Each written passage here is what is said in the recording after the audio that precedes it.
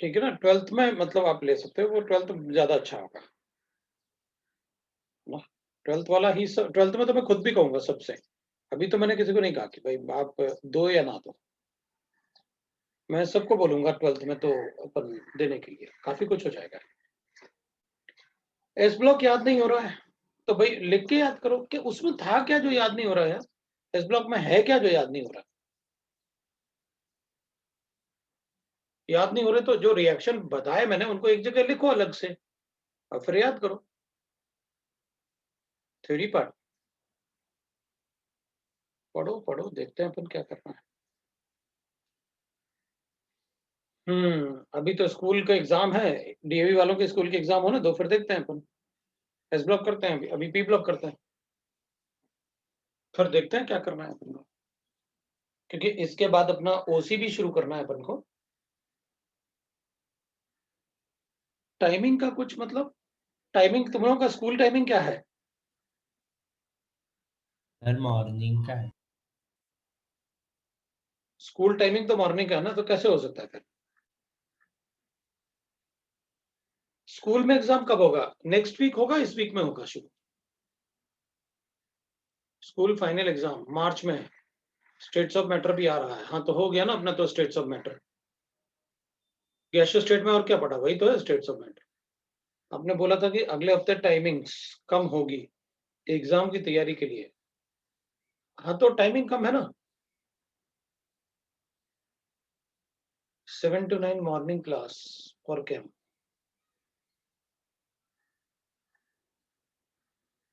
अच्छा बढ़ गई है, आज 3 क्लास है, अरे 3 क्लास कैसे हो सकता है यार? बोला तो था मतलब क्लासेस कम करने के लिए अपन ने। तो क्या करूं फिर, केमिस्ट्री क्लास कैंसिल कर देते हैं, चलो बंद करते हैं अभी। 4 से 10:15 तक मैथ्स एवरीडे। अरे यार मैथ्स में मतलब,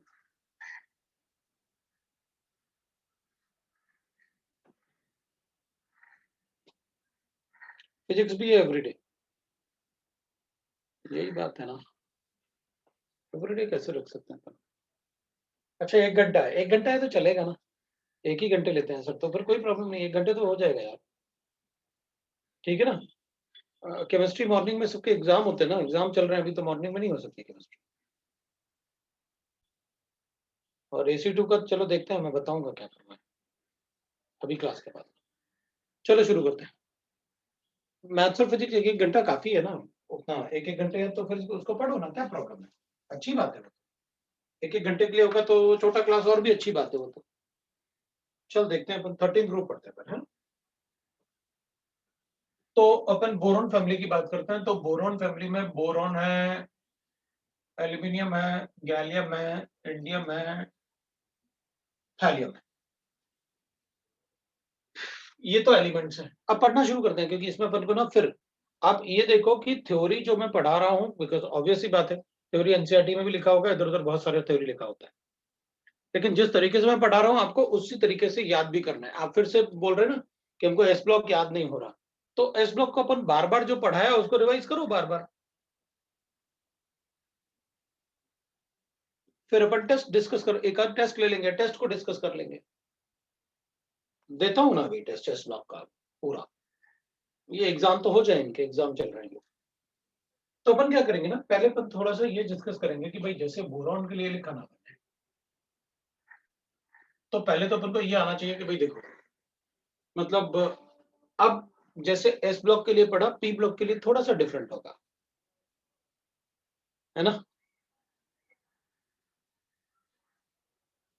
मैग्नीशियम एंड, अब बीच में पूछ रहा है भाई magnesium and beryllium will not give the flame test, भाई उनका आयनाइजेशन एनर्जी ज्यादा है ना, बोला था ना कि उनका आयनाइजेशन एनर्जी ज्यादा है इसलिए नहीं होगा, वो फ्लेम टेस्ट नहीं देंगे।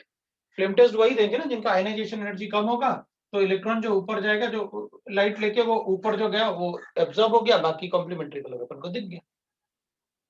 तो बताया था ना उनमें तो बहुत ज्यादा आयनाइजेशन एनर्जी होती है। तो अब अपन को क्या करना पड़ेगा, क्योंकि ये नॉन मेटल्स हैं और ये सारे के सारे ओर्स में, क्योंकि इनकी रिएक्टिविटी कम होगी, रिएक्टिविटी कम होगी तो ओर्स के फॉर्म में एग्जिस्ट करेंगे।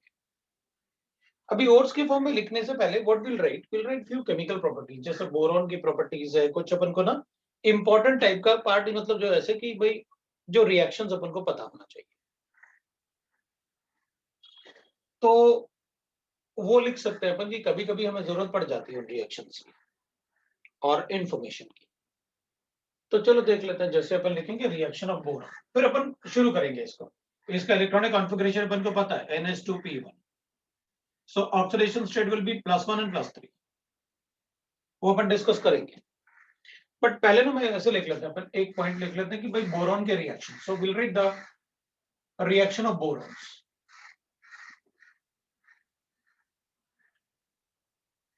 है ना। बोरॉन के अपन कुछ रिएक्शन लिख लेते हैं। कैसे? तो देख, अगर अपन बोरॉन को रिएक्ट करेंगे ना, ऐसे लिख लेते हैं अपन, मतलब थोड़ा सा ऐसे कर देते हैं अपन, कोई बैलेंसिंग अपन कर लेंगे, कोई प्रॉब्लम नहीं। आप ऐसे लिखो, मेरे पास बोरॉन है, O2 से रिएक्ट करो एट 200 डिग्री सेंटीग्रेड, B2O3 बनेगा। N2 के साथ रिएक्ट करो एट 200 डिग्री सेंटीग्रेड, मतलब एयर भी लिख सकता था, BN बना देगा, that is called boron nitride, ऐसे बना देंगे अपन, राइट। और अच्छा, टेम्परेचर भी अपन को ज्यादा याद रखने की जरूरत नहीं है, आप तो ऐसे याद रख लो कि भाई हीटेड, क्योंकि इसमें इसके अलावा कोई टेम्परेचर और वो नहीं हो सकता, तो अब इजी हो गया। अच्छा, ऑक्सीजन के साथ हीट किया, ऑक्साइड बन गया, नाइट्रोजन के साथ हीट किया, नाइट्राइट बन गया। टेम्परेचर कितना हाई टेम्परेचर अज्यूम कर लिया अपन ने।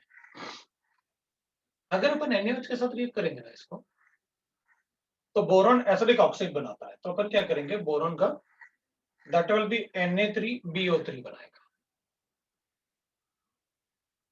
Na3BO3 बनाएगा, so will write that plus, अपन लिखेंगे दैट इज H2।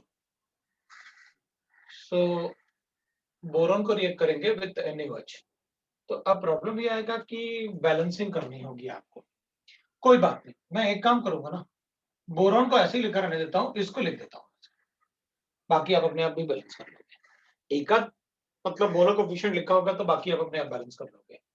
बोरॉन के oxide, boron as a non metal, उसका ऑक्साइड जो भी बनेगा ना, वो सारा का सारा ऐसा दिखेगा।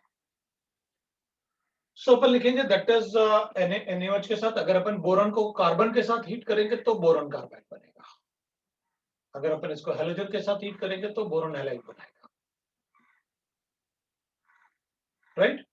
रिएक्शन ऑफ बोरॉन्स में, ठीक है। अब अगर अपन इसको HNO3 से रिएक्ट करेंगे, तो HNO3 हो या एसिड, कोई भी स्ट्रॉन्ग एसिड होगा ना, HNO3 होगा, तो अपन इसको लिखेंगे that is H3BO3 plus NO2। अगर मैं इसको H2SO4 से रिएक्ट करूंगा ना, तो भी H3BO3 plus H3BO3 plus SO2, ये NO2, ठीक है ना। और अगर बोरॉन को अपन अगर हम CO2 से रिएक्ट करें या SiO2 से रिएक्ट करें, तो ये B2O3 बनाएगा प्लस Si बनाएगा, ये B2O3 बनाएगा प्लस कार्बन बनाएगा। इनमें से एक तो ये वाला अपन को पता होना चाहिए, दूसरा ये दोनों रिएक्शन अपन को पता होना चाहिए।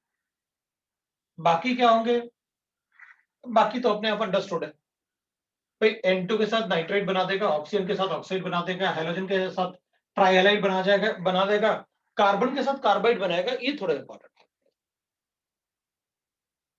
बाकी तो रिएक्शन ही थे, बाकी और जो रिएक्शन होंगे, कोई भी नॉन मेटल कॉन्सेंट्रेटेड HNO3 के साथ उसी मेटल नॉन मेटल का एसिड बनाता है और NO2 बनाता है।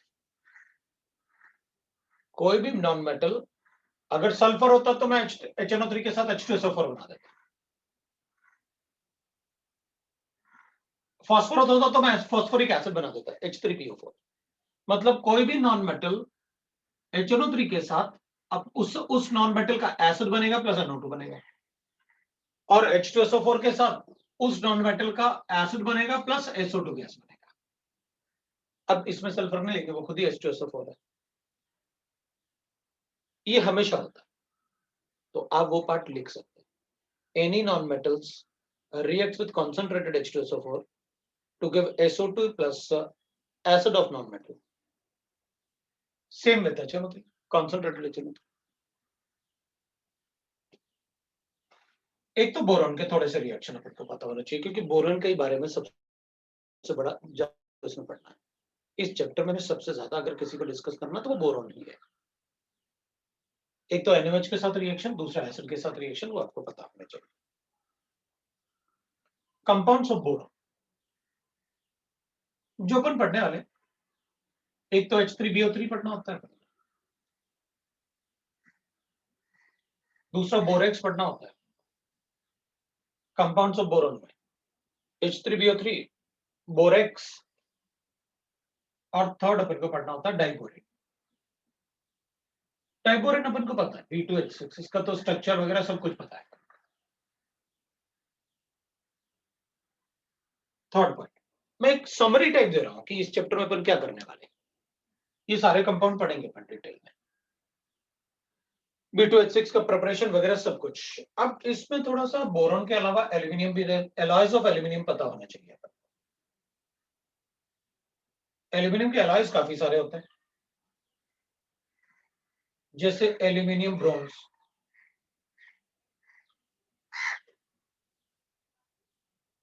फिर ड्यूरेलियम,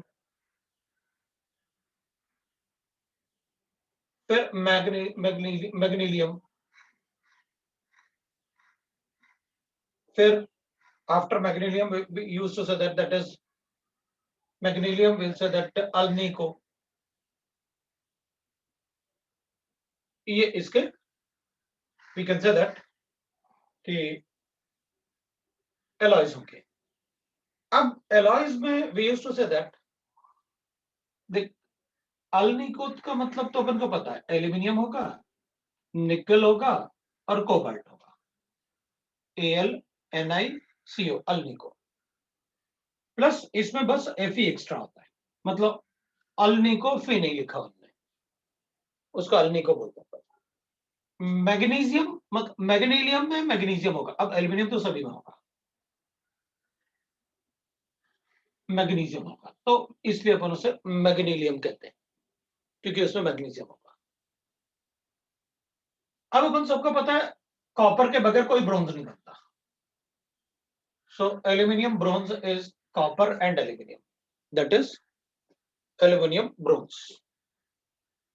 और ड्यूरेलियम जो होता है उसमें एल्यूमिनियम होगा और कॉपर होगा,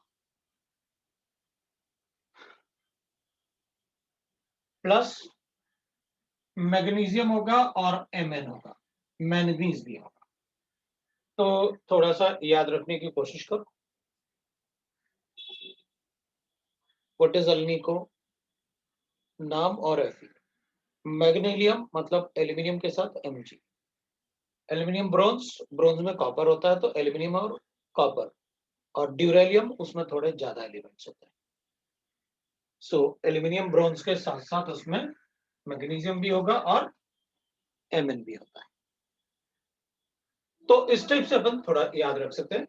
then we can write that some of the properties of aluminium, so कुछ प्रॉपर्टीज जैसे अपन ने इसके लिए लिखा, वैसे एल्यूमिनियम की प्रॉपर्टीज बहुत ज्यादा तो होता नहीं है, तो अपन क्या करते हैं उसको ऐसे लिख लेते हैं, प्रॉपर्टीज ऑफ एयर, एल्यूमिनियम के कुछ प्रॉपर्टीज लिख लेते हैं,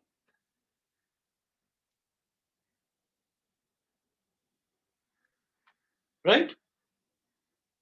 सो विल राइट दैट। अब वो पूछे कि नाम में Fe क्यों नहीं लिखे, लिख लो। अब ऐसे लिखे कि एल्यूमिनियम ब्रोंज है तो एल्यूमिनियम कॉपर लिख दो ना, ब्रोंज क्यों लिख रहे हो आप? और ड्यूरेलियम क्यों लिख रहे हैं? ऐसे लिखो अल्क्यू मैग्नीन, ऐसा क्यों लिख दो, क्या फर्क पड़ता है? वो आ गया अल्नी को, इसलिए ऐसे लिखा है, ऐसे नहीं होता कि मतलब ऐसे क्यों नहीं लिख सकते अपन, ठीक है ना। तो अपन क्या करेंगे, एक तो एल्यूमिनियम को अपन रिएक्ट करेंगे HCl के साथ, AlCl3 बनेगा प्लस H2O। दूसरा अपन रिएक्ट करेंगे एल्यूमिनियम को H2SO4 के साथ। अब AlCl3 तो HCl can act as a reducing agent और एल्यूमिनियम एज अ मेटल, तो हाइड्रोजन लिबरेट करेगा, लेकिन H2SO4 can never act as a reducing agent, वो रिड्यूसिंग एजेंट कभी नहीं हो सकता।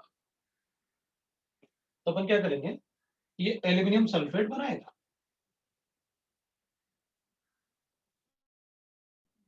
प्लस SO2 बनाएगा, प्लस H2 बनाएगा। तो लिखते हैं फिर एल्यूमिनियम सल्फेट है ना, Al2SO4 होल थ्राइस ना, एल्यूमिनियम सल्फेट बनाएगा, तो we can write like this, balance कर लेंगे। 3 4 और हाइड्रोजन H2SO4 चाहिए मुझे, ऑक्सीजन बैलेंस करना है तुमको। तो अपन इसको थ्राइस ले लेते हैं, तो वाटर थ्राइस कर लेते हैं, तो ये थ्राइस होगा तो ये Al2SO4 होल थ्राइस हो गया। फिर मुझे इसको 1/2 लिखना पड़ेगा, तो 2 से मल्टीप्लाई करते हैं, 6 और 2 ले लेते हैं, सो Al2 आ गया, 3 सल्फेट यहाँ पर है और 6 हाइड्रोजन है, 6H2O। ठीक है, तो विल गेट दैट, भाई यहाँ पर अपने पास 3 ऑक्सीजन आ गए और 3 ऑक्सीजन, 3 सल्फेट इधर आ गए।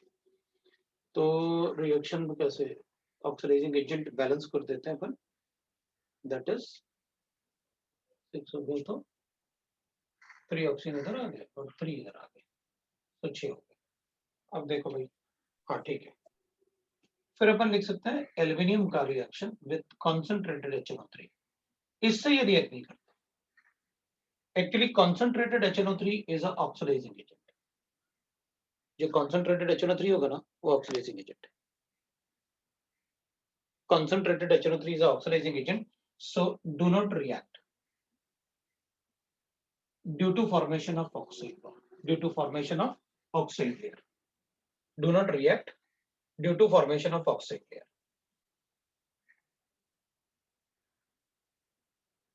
Of Al2O3 ना, ऑक्साइड लेयर, तो इसमें ऑक्साइड लेयर की वजह से वो रिएक्शन नहीं करेगा।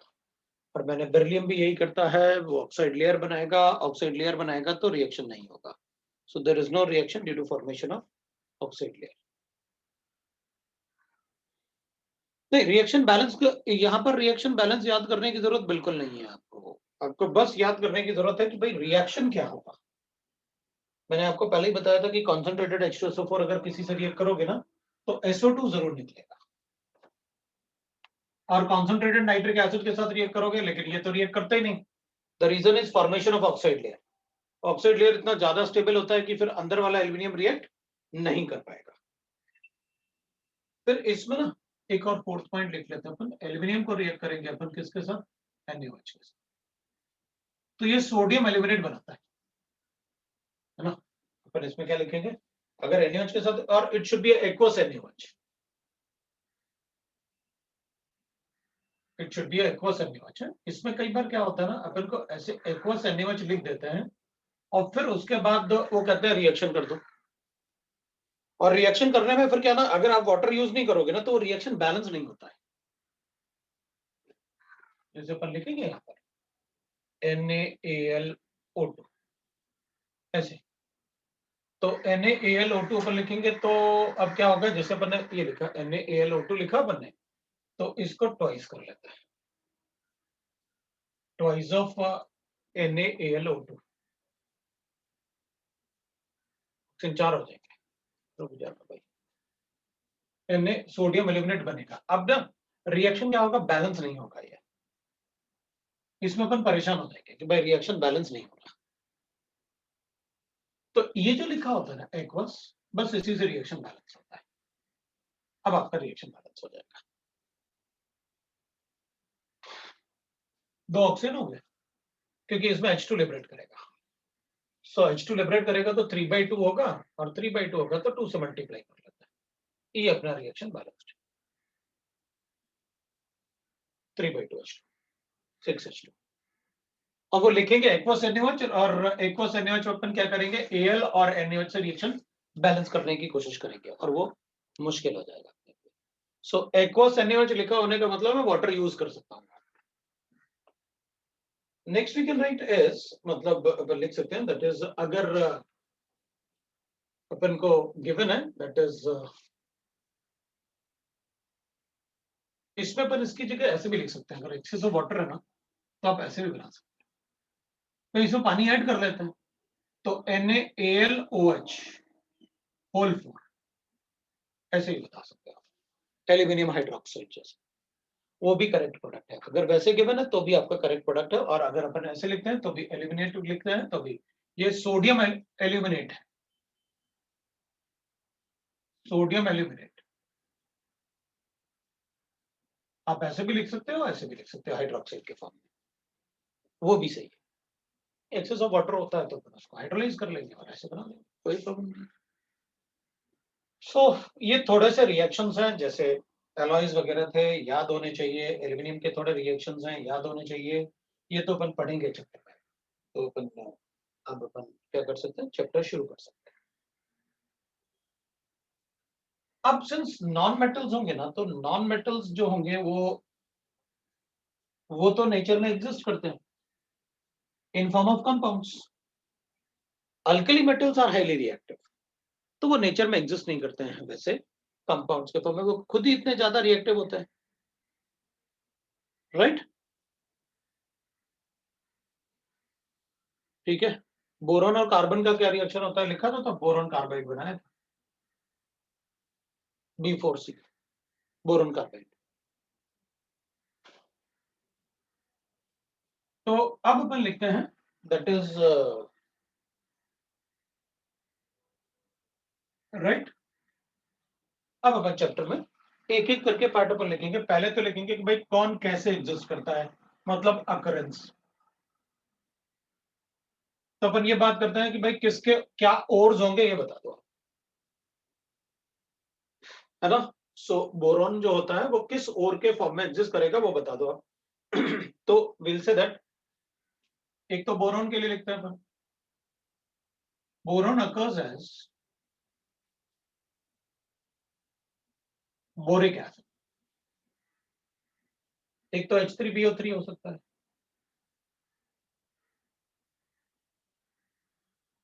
दूसरा उसका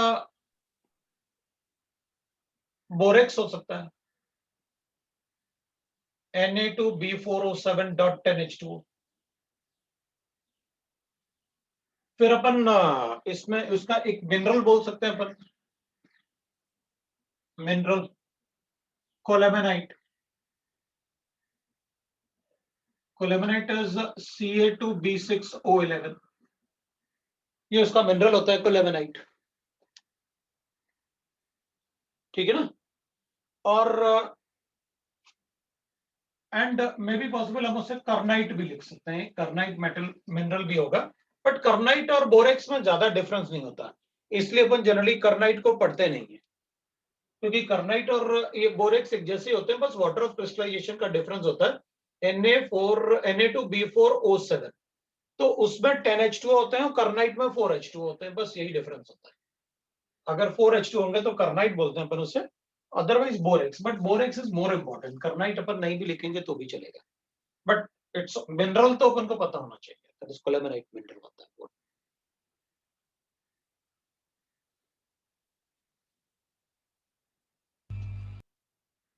एल्यूमिनियम के लिए भी होता है bauxite, and aluminum is the third most abundant element in the earth crust.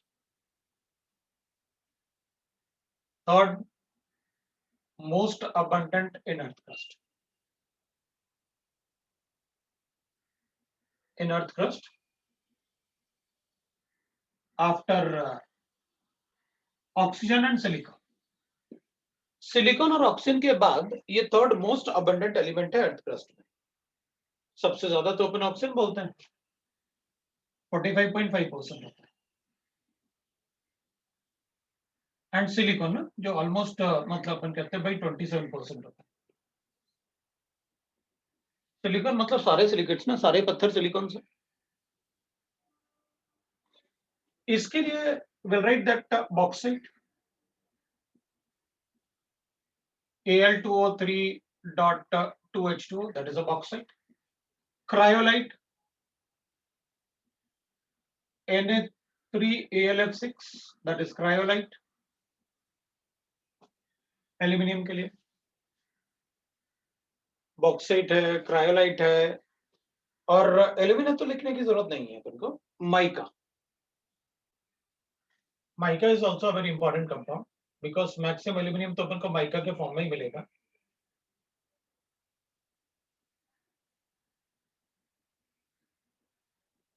That is the formula of mica generally we say that, है ना।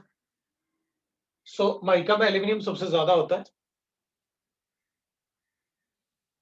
और बाकी तो बहुत कम अमाउंट में होते हैं। जैसे अपन लिखेंगे भाई थैलियम हो गया, it is most toxic among them, TL हो गया most toxic among these. Gallium and indium in form of oxides, वो ऑक्साइड के फॉर्म में एग्जिस्ट करते हैं। That is about the occurrence of this metal in the earth crust. सबसे ज्यादा important अपने लिए एक तो कोलेमेनाइट होगा, दूसरा बोरेक्स होगा। एल्यूमिनियम के लिए बॉक्साइट सबको पता है, क्रायोलाइट सबको पता है, माइका को याद रखना क्योंकि माइका के फॉर्म में हमें सबसे ज्यादा एल्यूमिनियम मिलता है। ये occurrence. Next we can write few properties. अपन इनको फिजिकल प्रॉपर्टीज जैसे बोल सकते हैं। ये नॉन मेटल है, ये सारे के सारे मेटल्स हैं। इसमें मैक्सिमम मेटेलिक कैरेक्टर है, जबकि अपन को टॉप टू बॉटम पता है मेटेलिक कैरेक्टर बढ़ता है। Metallic character top to bottom बढ़ता है, लेकिन इस ग्रुप में सबसे ज्यादा यही मेटेलिक है, most electropositive is aluminium in this group. अपन ने लिखा भी है इसमें, मतलब आयनाइजेशन एनर्जी के लिए भी एक्सेप्शन में ये पार्ट लिखा था। जब मैंने आपको पीरियोडिक टेबल पढ़ाया तो ये वाला पार्ट लिखा था मैंने आपको। इसमें इनर्ट पेयर इफेक्ट के लिए पढ़ाया है। इसमें आपको इसका साइज बड़ा होना चाहिए इससे, लेकिन इसका साइज बड़ा है इससे। इसका आयनाइजेशन एनर्जी कम है इससे, जबकि top to bottom ionisation energy decrease होता है। ये एक्सेप्शंस अपन ने लिखे हुए हैं पीरियोडिक टेबल में। प्रॉपर्टीज में अगर अपन पढ़ेंगे तो एटॉमिक रेडियस की बात कर लेते हैं। एटॉमिक रेडियस अभी बताया आपने कि boron aluminium is larger than gallium, फिर एल, फिर इंडियम, फिर उसके बाद पीएल। ये इनका साइज है। ये 135 पिकोमीटर्स होता है, ये 143 पिकोमीटर्स होता है। वो साइज इसलिए लिख रहा हूं ताकि आपको कोई कंफ्यूजन ना हो कि कुछ सर ने कुछ गलत तो नहीं लिख दिया। वो गलत नहीं लिखा, उतना ही साइज होता है एटॉमिक रेडियस। ठीक है ना। दूसरा अपन लिख सकते हैं इलेक्ट्रोनेगेटिविटी। अब इलेक्ट्रोनेगेटिविटी की बात करेंगे तो ऑब्वियस सी बात है, नॉन मेटेलिक कैरेक्टर ना इलेक्ट्रोनेगेटिविटी। तो बोरॉन तो सबसे ज्यादा इलेक्ट्रोनेगेटिव होगा, है ना। अगर अपन इलेक्ट्रोनेगेटिविटी की बात करेंगे तो बोरॉन तो सबसे ज्यादा इलेक्ट्रोनेगेटिव होगा और मोस्ट इलेक्ट्रोपॉजिटिव ये है, मतलब एल्यूमिनियम लास्ट।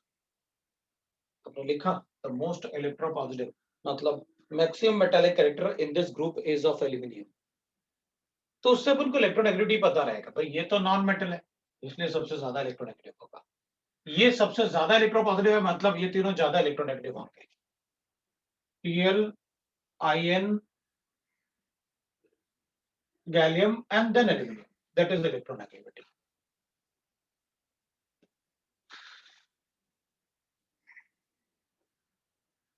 ठीक है। फिर उसके बाद अपन लिख सकते हैं ionization energy. Ionization energy IE1। तो फर्स्ट आयनाइजेशन एनर्जी की बात कर रहे हैं, तो इलेक्ट्रॉनिक कॉन्फ़िगरेशन अपन ने लिख रखा था।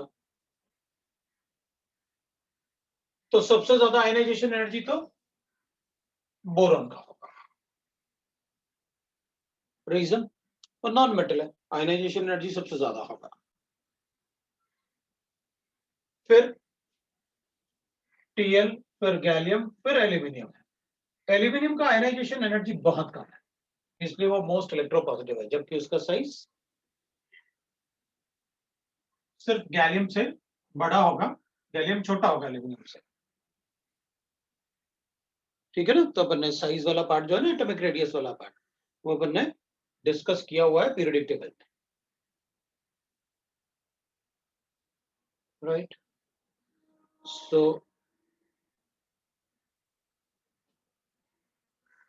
अपन ने पीरियोडिक टेबल में ये पार्ट डिस्कस किए हुए हैं। ओह, डी ऑर्बिटल ना पुअर स्क्रीनिंग इफेक्ट है, इससे पहले जिंक होगा ना, तो जिंक के बाद तो पुअर स्क्रीनिंग इफेक्ट की वजह से वो साइज छोटा होगा, और TL will be the largest, yes. सिर्फ इन दोनों में चेंज है, बाकी नहीं है। तो ये अपन ने डिस्कस कर रखा है, पहले बता रखा है मैंने उसमें। फिर नेक्स्ट पॉइंट अपन लिख सकते हैं, दैट इज, इसको बी लिख लेते हैं, इसको सी लिख लेते हैं, अब डी लिख लेते हैं।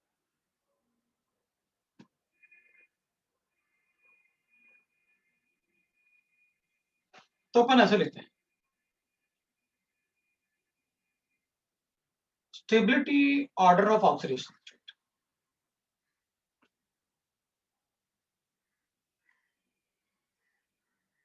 Stability order of oxidation state. मैं एक वैसे ही एक मतलब अब पूरा पढ़ाते ही जा रहा है, कोई क्वेश्चन वोश्चन टाइप का भी डालते रहो ऐसे बीच बीच में, इसलिए ऐसे करते हैं। Stability order of oxidation state, तो अपन लिखेंगे भाई, जैसे अपने पास गिवन है Al+3 more stable than Al+2 is more stable then Al+1, या फिर अपन एक ऑप्शन लिख लेते हैं Al+1 more stable than Al+2 is more stable than Al+3। C option लिख लेते हैं, Al+3 is more stable than Al+1 is more stable than Al+2। D option लिख लेते हैं भाई, Al+2 या Al+3 ग्रेटर देन Al+1 लिखा था, Al+2 greater than Al+1 greater than Al+, इनमें स्टेबिलिटी ऑफ ऑक्सीडेशन स्टेट बतानी है अपन को, कौन सी स्टेबिलिटी ज्यादा होगी ऑक्सीडेशन स्टेट की, तो वो डिपेंड करेगा आयनाइजेशन एनर्जी पे। तो अपन कैसे बताएंगे, बताओ आंसर, आप लोग आंसर बताओ इसमें, सुनते तो रह रहे हो।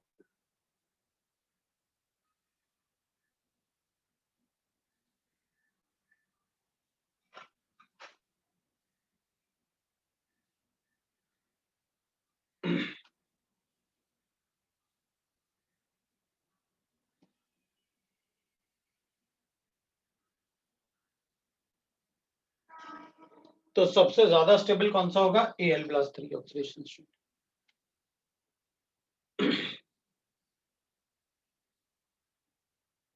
3 greater than 1 greater than 2, भाई इलेक्ट्रॉनिक कॉन्फ़िगरेशन इज 3s2p1। अगर एक हटाऊंगा तो स्टेबल हो गया, तीनों हटाऊंगा तो बहुत ज्यादा स्टेबल हो गया, लेकिन अगर दो इसको हटाने के बाद एक और हटाऊंगा तो स्टेबल नहीं होगा। मतलब सबसे ज्यादा स्टेबल ये, फिर उसके बाद ये, उसके बाद ये, क्योंकि इसमें पार्शियली हाफ फिल्ड होगा ये एस वाला,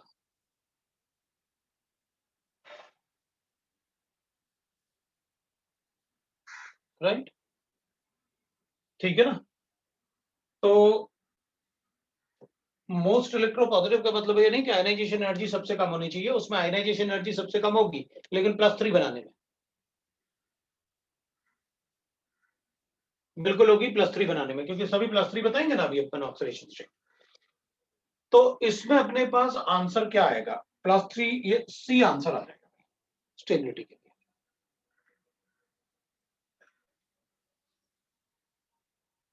लिख रहा है अगर एल्यूमिनियम मोस्ट इलेक्ट्रोपॉजिटिव है तो वो सबसे कम होनी चाहिए, बिल्कुल होनी चाहिए भाई। अब एल्यूमिनियम का साइज मतलब मोस्ट इलेक्ट्रोपॉजिटिव है, तो इसका मतलब उसको सबसे नीचे होना चाहिए, वहां नहीं होना चाहिए, क्योंकि उसमें मतलब उसकी प्रॉपर्टी, उसका एटॉमिक नंबर वैसे है, लेकिन प्रॉपर्टीज डिफरेंट हो सकती है, कोई प्रॉब्लम। सो इलेक्ट्रोपॉजिटिव में वो क्या बोलते हैं भाई, तीनों एक साथ जब तीनों इलेक्ट्रॉन हटाएंगे इन सब में, तो सबसे कम एनर्जी अपन को इसमें लगेगी। बता दिया भाई, ठीक है। Aluminium +3 is most stable. D की बात करें, बोरॉन, राइट ना, boron never forms ionic compounds as B+3 because उसमें आयनाइजेशन एनर्जी बहुत ज्यादा होती है,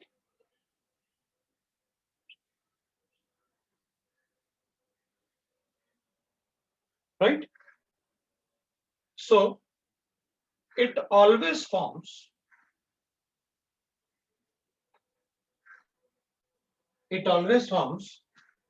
only covalent compounds.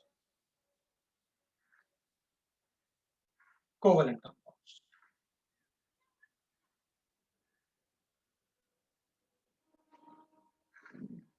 Boron only forms covalent compounds.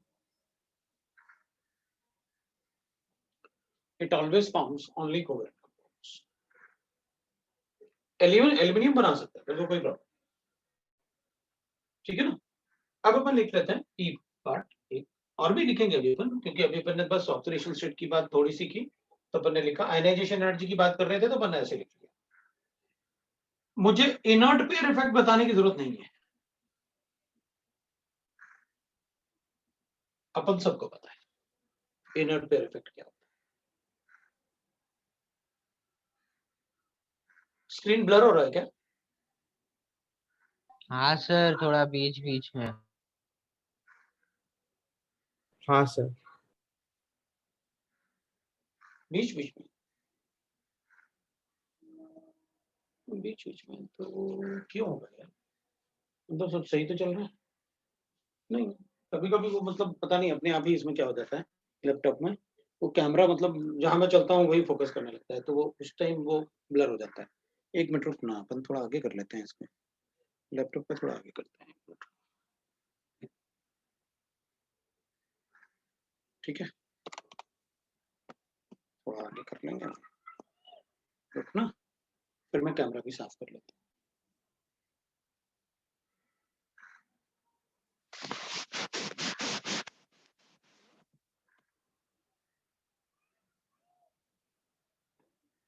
अभी ठीक है ना, अभी ठीक है।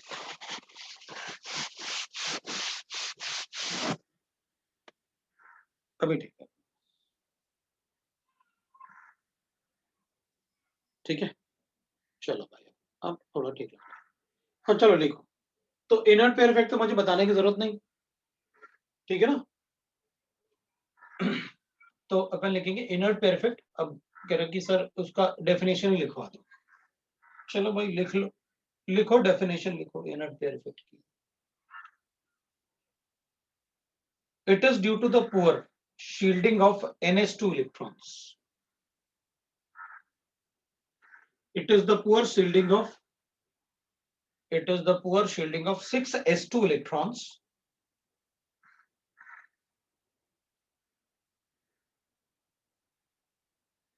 it is due to poor shielding of 6 S2 electrons of valence shell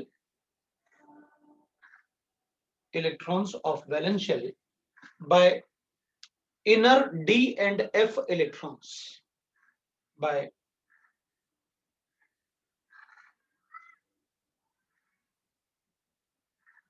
the inner D and F orbital electrons.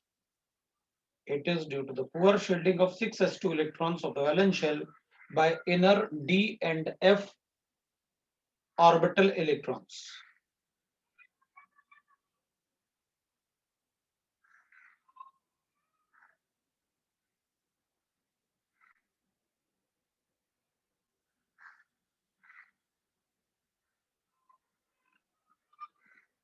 So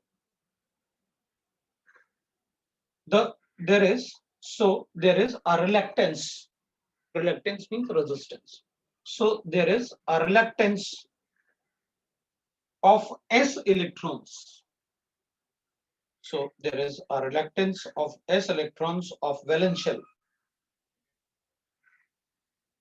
So there is a reluctance of S electron of the valence shell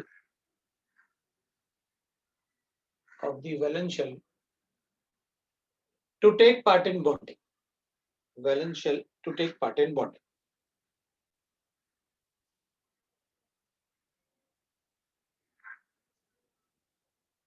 It increases down the group. It increases down the group.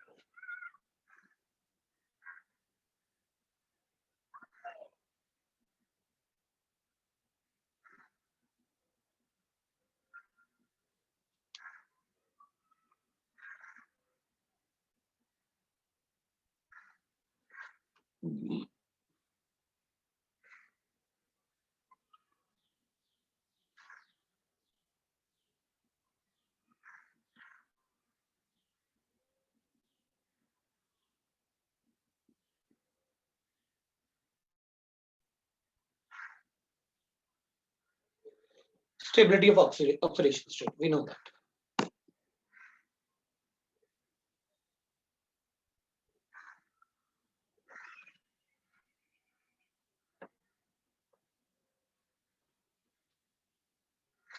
तो oxidation state का stability ये सब अपन ने periodic table में already discuss कर रखा है मैंने.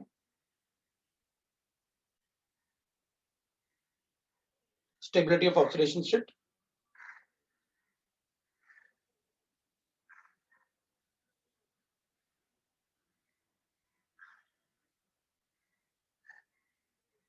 ठीक है.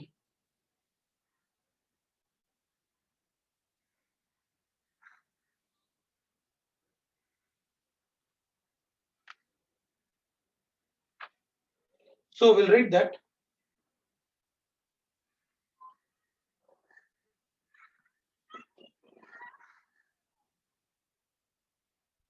F point.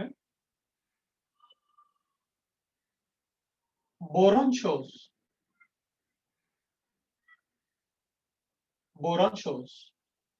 allotropy.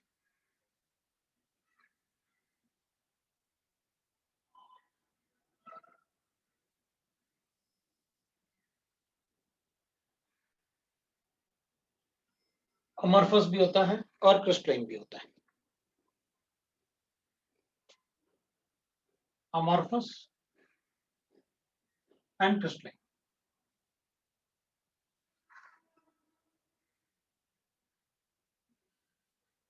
Boron shows allotropy, वो अमॉर्फस भी होता है, क्रिस्टलाइन भी होता है.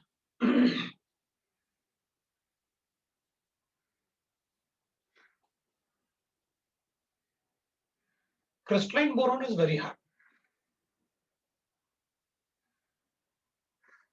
क्रिस्टलाइन बोरॉन जो होता है ना वो इनर्ट होता है.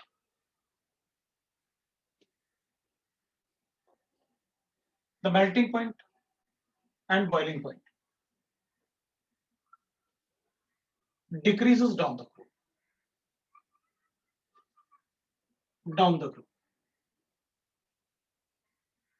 Melting point and the boiling point decreases down the group.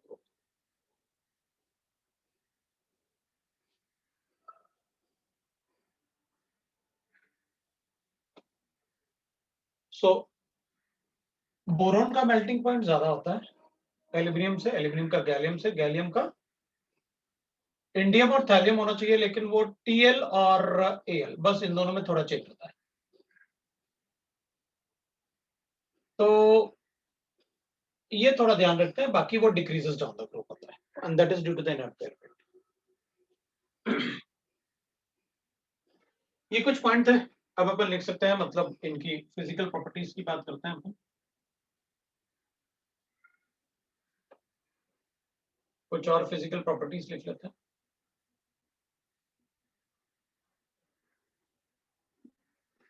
ये वो डिस्कशन था जो अपन को पहले से पता है, पीरियोडिक टेबल में ऑलरेडी अपन पढ़ चुके थे, ये सारा का सारा पार्ट अपन डिस्कस कर चुके थे. पीरियोडिक टेबल, एटॉमिक रेडियस हो या बाकी पार्ट हो,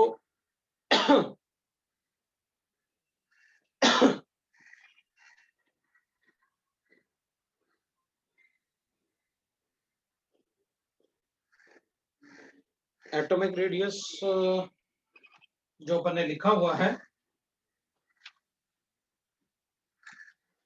तो कुछ एटॉमिक रेडियस में एरो आपने शायद एटॉमिक रेडियस में एरो गलत लिखे हुए हैं, तो एटॉमिक रेडियस होगा ना ऐसे। टीएल का साइज अपन बोरॉन का साइज लिखेंगे ना ऐसे, बोरॉन का साइज ऐसे लिखे थे ना, बोरॉन गैलियम एल्यूमिनियम इंडियम और थैलियम लिखा हुआ है, लिखा ना 135 पिकोमीटर 143 देखना यही तो लिखा ना।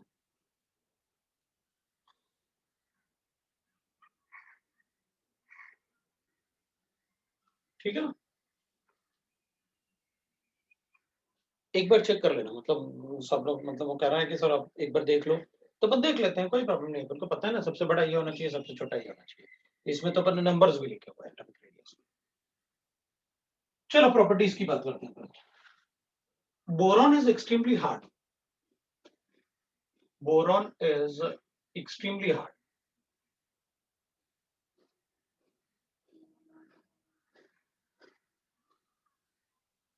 लिखो तुम लोग लिखो, मैं बोल देता हूँ।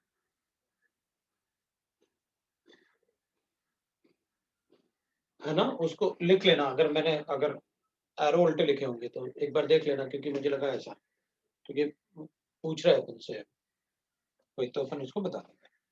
तो लिखो भाई, boron is extremely hard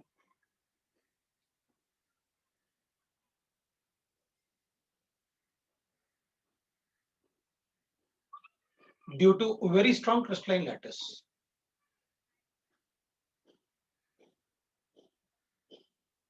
Due to very strong crystalline lattice.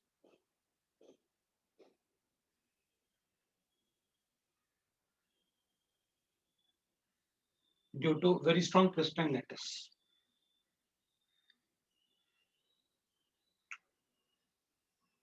Boron has a high melting point.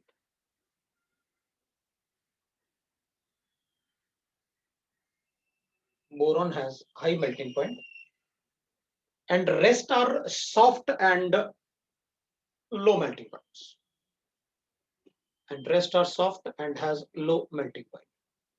Crystalline मतलब जिसमें रेगुलर अरेंजमेंट हो, ऑर्डरली अरेंजमेंट हो, ये डिसऑर्डरली अरेंजमेंट हो, वो क्रिस्टलाइन और अमॉर्फस होते हैं। क्रिस्टलाइन मतलब जिसमें ऑर्डर्ड अरेंजमेंट ऑफ एटम्स हो, मतलब दो एटम के बीच में अगर 2 एंगस्ट्रॉम यूनिट है तो सभी जगह 2 एंगस्ट्रॉम यूनिट होगा, दैट इज द क्रिस्टलाइन। लेकिन अगर अमॉर्फस है तो किसी कहीं 2 एंगस्ट्रॉम यूनिट होगा, कहीं एक कम हो गया फिर बढ़ गया, उसको कहते हैं अपन अमॉर्फस। ठीक है ना, rest are soft and has low melting points.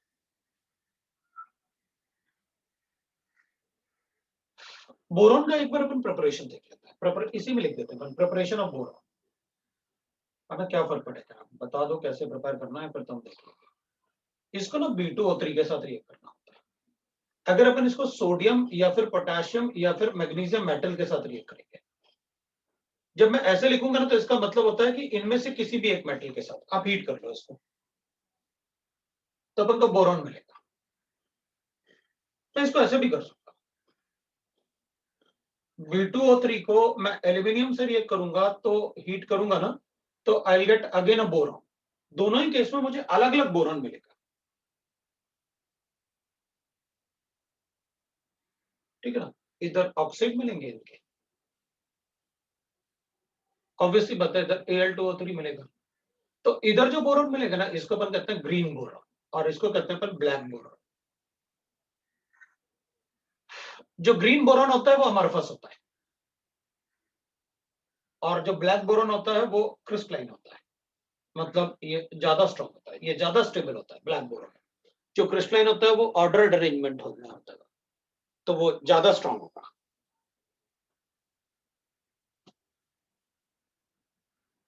अभी बोरॉन को मैं वैन आर्कल मेथड से भी प्रिपेयर कर सकता हूँ। वैन आर्कल मेथड, वैन आर्कल मेथड में अपन क्या करेंगे, हमारे पास बोरॉन एडाइड होता है, मतलब हमारे पास ऐसे इम्प्योर बोरॉन होगा, इसको अपन आयोडीन से रिएक्ट करेंगे तो ये Bi3 बनाता है, और फिर अपन इसे हीट करेंगे 1800 केल्विन पे, कुछ ज्यादा ही टेम्परेचर होता है। टंगस्टन फिलामेंट,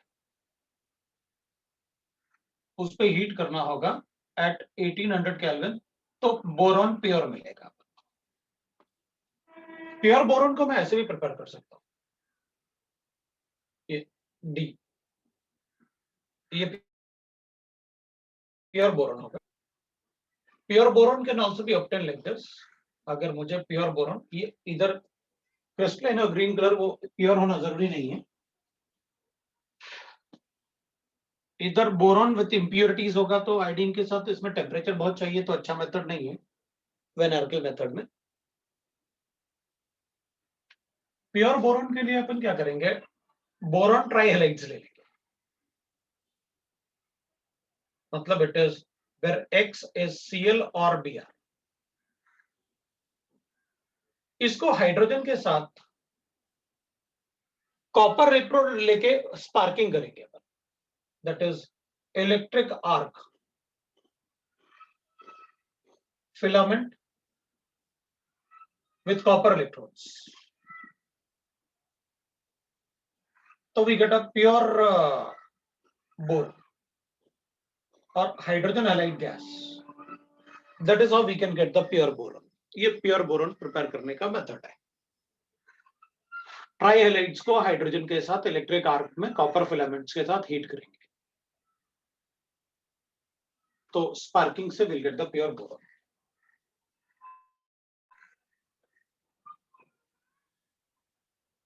राइट, और बाद में ऊपर बैलेंस तो कर ही लेंगे, इसको ट्वाइस कर दो, उसको 6 कर लो, इसको ट्वाइस बोरॉन कर लो, बैलेंस कर देंगे। Balancing is not important, so much important जैसे कि अपन को रादर देन की अपन को रिएक्शंस पता हो कि किसके रिएक्शन से क्या बनेगा। That is how the boron can be prepared. दूसरा प्रॉपर्टी अपन लिख सकते हैं गैलियम के लिए। गैलियम का मेल्टिंग पॉइंट होता है मेल्टिंग पॉइंट ऑफ 303 केल्विन, मतलब समर्स में अगर अपन से कहा जाए कि पीरियोडिक टेबल में बताओ कौन से एलिमेंट हैं जो लिक्विड में होते हैं, तो अपन कहेंगे एक तो मरकरी होता है और दूसरा ब्रोमीन होता है। ये दोनों ही एलिमेंट है पीरियोडिक टेबल में जो लिक्विड में होते हैं रूम टेम्परेचर। लेकिन अगर थोड़ा सा टेम्परेचर बढ़ा जाए, रूम टेम्परेचर 25 डिग्री सेंटीग्रेड होता है, इसमें 5 डिग्री और ऐड होगा तो गैलियम भी लिक्विड में काउंट हो जाएगा। तो इन दोनों के अलावा और कौन सा एलिमेंट है जो लिक्विड में आ सकता है इजीली, तो वो गैलियम है, क्योंकि गैलियम का बॉइलिंग पॉइंट कितना होता है, मेल्टिंग पॉइंट कितना होता है, 303। So gallium has a melting point of 303 and boiling point of 2676 kelvin. ये बहुत ज्यादा डिफरेंस है, बॉइलिंग पॉइंट और मेल्टिंग पॉइंट में इतना डिफरेंस होना बहुत मुश्किल होता है, बट इसमें है। तो इतना डिफरेंस होगा मतलब ये लिक्विड में इजीली एग्जिस्ट करेगा, लेकिन ये वेपराइज बहुत मुश्किल से होता होगा, तो फिर इसको अपन थर्मोमीटर में यूज कर सकते हैं। बट इसकी डेंसिटी उतनी नहीं है जितनी मरकरी की होती है, इसलिए अपन मरकरी को यूज करते हैं जनरली, और वो लिक्विड भी होता है रूम टेम्परेचर पे, इसमें थोड़ा सा बढ़ाना पड़ेगा। अगर कहीं कोल्ड कंट्रीज होगा तो वो फिर सॉलिड में ही कन्वर्ट हो जाएगा, इसलिए अपन उसको यूज नहीं करते, but it can be used. तो समर्स में तो ये लिक्विड में एग्जिस्ट कर सकता है, और due to difference in the boiling point and melting point it can be used in thermometers. तो अपन लिख देंगे भाई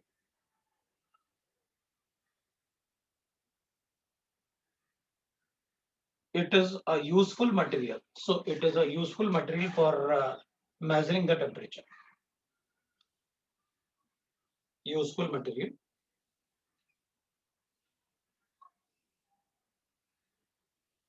for measuring the temperature। वो दोनों में डिफरेंस होने की वजह से। Third point I will write that gallium appears to show the +2 oxidation state, liquid gallium appears to show +2 oxidation state as GaCl2, but ऐसा होता नहीं है क्योंकि पॉसिबल ही नहीं है, अभी तो लिखे हैं अपन ऑक्सीडेशन स्टेट, या तो +1 होगा या फिर +2 होगा। However it is existing as, actually वो Ga2Cl6 ऐसे एग्जिस्ट कर रहा है, या अपन लिखेंगे भाई गैलियम, उसमें अपन 4 लिख सकते हैं ऐसे, क्योंकि इसका +1 ऑक्सीडेशन स्टेट भी होता है, या फिर अपन ऐसे लिख सकते हैं Ga+1 और Ga+3 ऐसे एग्जिस्ट कर रहा होता है वो। भाई गैलियम का +1 भी होता है, +3 भी होता है, तो वो एक्चुअली हमें लगता है कि वो GaCl2 है, लेकिन वास्तव में वो GaCl2 नहीं होता है, वो +1 और +3 दोनों ऑक्सीडेशन स्टेट का मिक्सचर होता है। मिक्स्ड हैलाइड जैसे मिक्स्ड ऑक्साइड होते हैं, कि वहां पर मिक्सचर होता है दो ऑक्सीडेशन स्टेट का। Aluminium and gallium both forms aluminium and gallium both can form ionic and covalent bonds, covalent compounds लगे। दोनों ही आयनिक कंपाउंड भी बना सकते हैं और कोवेलेंट कंपाउंड भी बना सकते हैं। जैसे अगर हम Al2O3 लिखें, AlF3 लिखें या AlN लिखें, ये समवट आयनिक होते हैं एज आयनिक कैरेक्टर। लेकिन अगर हम AlCl3 लिखें या AlBr3 लिखें, they are covalent compound, they are covalent compound, वो आयनाइज नहीं होते वाटर में, ये आयनाइज हो सकते हैं, ये कोवेलेंट कंपाउंड है इसके। तो अगर अपन से पूछें कि एल्यूमिनियम में कुछ आयनिक कंपाउंड बताओ, तो अपन बता सकते हैं भाई उनके आयनिक कंपाउंड क्या होते हैं। तो they are ionic compounds and covalent compound. तो एल्यूमिनियम काफी ज्यादा इलेक्ट्रोपॉजिटिव है, उसके तो आयनिक कंपाउंड अपन इजीली बना सकते हैं। तो अपन बता सकते हैं कि भाई आयनिक कंपाउंड कैसे बनेंगे और कोवेलेंट कंपाउंड कैसे बनेंगे। ये तो बोरॉन के बारे में थोड़ा सा इंफॉर्मेशन है अपन में, जो मतलब पता होना चाहिए। प्योर बोरॉन कैसे बनेगा वो मेथड अपन को पता होना चाहिए। क्रिस्टलाइन कैसे बनता है ऑक्साइड से, और अमरफस कैसे बनता है वो भी पता होना चाहिए। क्रिस्टलाइन तो बहुत ज्यादा स्टेबल होता है, इसलिए उसे वो इट इज नॉट रिएक्टिव, इसलिए हर बार अपन क्या करेंगे, अमरफस को ही रिएक्ट करेंगे। तो अब अपन बात करेंगे सेकंड पॉइंट की, that is formation of oxides.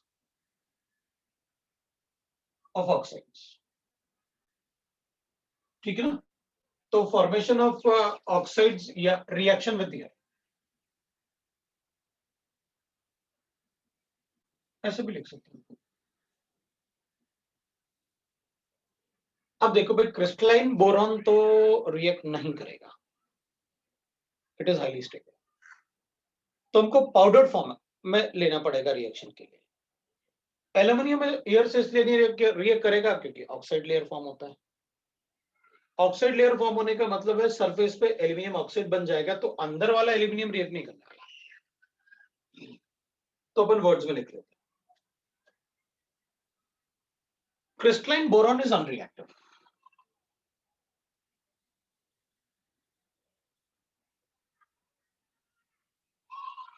and aluminium can form oxide layer on its surface.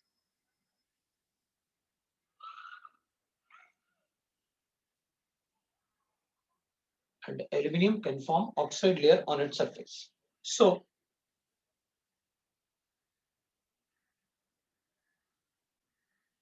on its surface, which लिख लेते हैं, on its surface which protect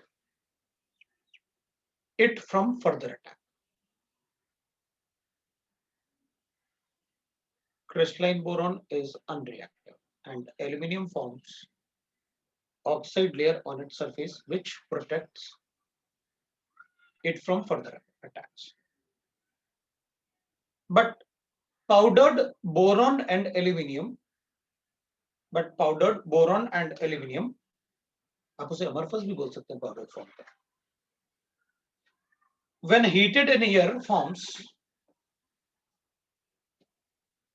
when powdered boron and aluminium in a powdered form, अगर इनको air के साथ react करूंगा तो ये नाइट्राइड भी बनाएंगे और ऑक्साइड भी बनाएंगे।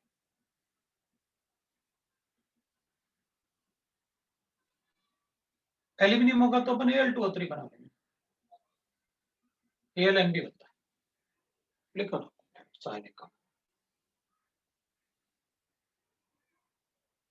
भाई अपन ऑक्साइड्स की बात करेंगे तो ऑक्साइड्स में B2O3 होता है, Al2O3 होता है और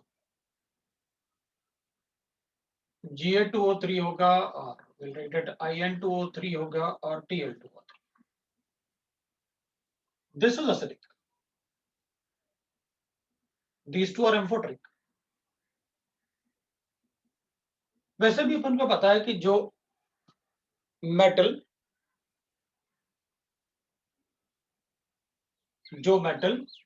मेटलाइट्स जैसे बिहेव करते हैं उनके ऑक्साइड तो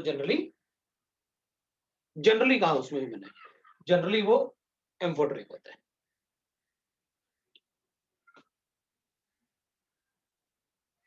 और ये दोनों बेसिक ऑब्वियसली बात है, अगर ये एसिडिक है फिर ये एम्फोटेरिक बन गया, उसके बाद बेस ही बनेगा, तो इस टाइप से बता सकते हैं। So powdered form of boron and aluminum reacts with the air to form boron oxide and nitrides. तो ये बोरॉन नाइट्राइड है, ये बोरॉन ऑक्साइड है, एल्यूमिनियम ऑक्साइड है, एल्यूमिनियम नाइट्राइड है, तो अपन बता देंगे। एयर के साथ पहले भी मैंने आपसे कहा था, जब भी कोई रिएक्शन आपसे एयर में कहा जाए तो आप ध्यान रखना कि उसमें नाइट्रोजन भी है। सो अगर नाइट्रोजन के साथ रिएक्शन करके कुछ बन सकता है तो भाई वो भी बनाना। अब बोरॉन ऑक्साइड जो होगा it is acidic in nature, तो अपन बता सकते हैं भाई इसमें इसको पॉइंट अपन ए लिख लेते हैं। H3BO3 इनको पानी में डिसॉल्व करूंगा तो ये बोरिक एसिड बनाएगा, एल्यूमिनियम हाइड्रोक्साइड बनाएगा, ये सब हाइड्रोक्साइड बना लेंगे, ऑक्साइड है। तो कभी भी पानी में डिसॉल्व करने से, कभी भी किसी भी ऑक्साइड को पानी में डिसॉल्व करने से सेंट्रल मेटल का ऑक्सीडेशन स्टेट चेंज नहीं होता। किसी भी ऑक्साइड को पानी में डिसॉल्व करने से सेंट्रल एटम का ऑक्सीडेशन स्टेट चेंज नहीं होता। तो अगर ये एसिडिक है तो पानी में डिसॉल्व करके वो एसिड बनाना है मुझे, तो बोरॉन का बोरिक एसिड बनाओ, तो ठीक है बन गया ये लो। अब ऐसे लिख लो या ऐसे लिख लो, एक ही बात है, बोरिक एसिड। तो सबको पानी में डिसॉल्व करके मैं ऐसे लिख सकता हूँ AlOH whole thrice like that ना, क्योंकि कभी किसी को भी पानी में डिसॉल्व करने से उसके ऑक्साइड में जो सेंट्रल एटम होता है उसका ऑक्सीडेशन स्टेट चेंज कभी नहीं होता। और अपन को पता चल जाता है कि जो ऑक्साइड में ऑक्सीडेशन स्टेट है उसी के हिसाब से अपन को प्रोडक्ट बनाना है। तो बोरिक एसिड को जब मैं NaOH से रिएक्ट करूंगा तो ये तो एसिड बेस रिएक्शन हुआ, तो I write that NaBOH whole 4। अब ऐसे लिख सकते हो because it will be in aqueous solution ना, एक्वस NaOH एक्वस सॉल्यूशन में होंगे तो we will get this compound as, because ये तो लुईस एसिड है, सो इससे OH ले लेगा। It is not a protic acid, ये प्रोटॉन नहीं देता, ये प्रोटॉन नहीं देता, बट OH तो लेता है ना, यहाँ तो बेस है, अगर पानी भी होता तो भी OH लेता। इनफैक्टर 1 पार्ट पड़ा हुआ है अपन ने उसका। हम इसको ऐसे भी लिख सकते हैं, दैट इज कॉल्ड, अगर अपन वाटर इससे हटाएंगे तो सोडियम मेटाबोरेट भी लिख सकते हैं, BO2। अगर इसमें +3 था तो इसमें भी +3, सो सॉल्ट सोडियम मेटाबोरेट। बोरेट को मेटावर्ड कैसे आता है अपन को पता है, मेटावर्ड मैंने आपको BIN में सिखाया था कि किसी में भी मेटावर्ड कैसे आएगा, ठीक है ना। concentrated solution of H3BO3 exist as, concentrated solution जो होता है वो ट्राइमर जैसे एग्जिस्ट करता है, exist as a trimer, वो ट्राइमर जैसे एग्जिस्ट करेगा, 3 मॉलिक्यूल एक साथ कंबाइन कर जाएंगे एज अ ट्राइमेरिक मेटाबोरेट।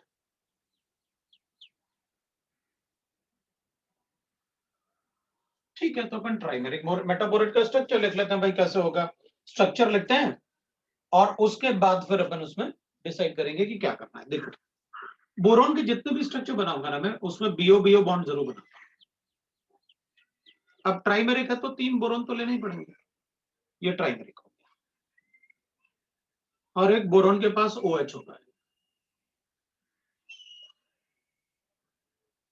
अब इसमें एक एक्स्ट्रा OH होगा, तो नेगेटिव चार्ज लिखो, क्योंकि बोरॉन के 3 ही बॉन्ड बन सकते हैं। अगर एक्स्ट्रा एक लिख रहे हो आप तो मैं उसमें क्या लिखूंगा, नेगेटिव चार्ज लिखूंगा।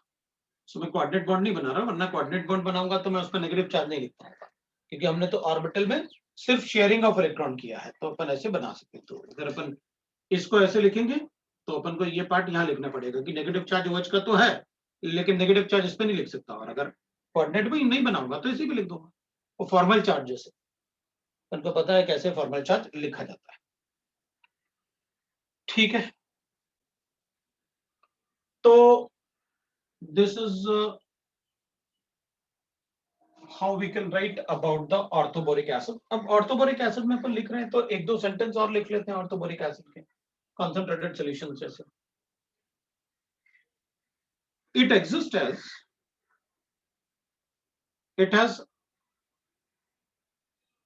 it exists in hexagonal sheets, hexagonal structure with boron and oxygen having sp2। अब sp2 लिखूंगा तो अपन को पता है हाइब्रिडाइजेशन की बात कर रहे हो, sp2 hybridisation. It is a weak acid, monobasic acid, proton नहीं देता, OH देता, but behave as strong acids in cis diols, right ना। जैसे अपन कोई भी डायोल्स लिख सकते हैं, इथाइलिन ग्लाइकोल्स, कैटाकॉल। अब ये ऐसे वर्ड जो है ना वो ऑर्गेनिक कंपाउंड वाले, वो अपन को बाद में पता चलेंगे। अब बहुत सारे हो सकते हैं, आपको बाद में पता चल जाएगा कि अच्छा मैं तो बहुत सारे लिख सकता हूँ, कोई भी लिख सकता हूँ। तो एक तो सी पॉइंट वाले की बात कर लें भाई, कि वो आपने जो लिखा है सी पॉइंट में कि हेक्सागोनल स्ट्रक्चर बता दो और वो sp2 हाइब्रिडाइजेशन बता दो, तो अपन कहेंगे बोरॉन होगा, ऐसे बना देते हैं अपन स्ट्रक्चर है हेक्सागोनल स्ट्रक्चर।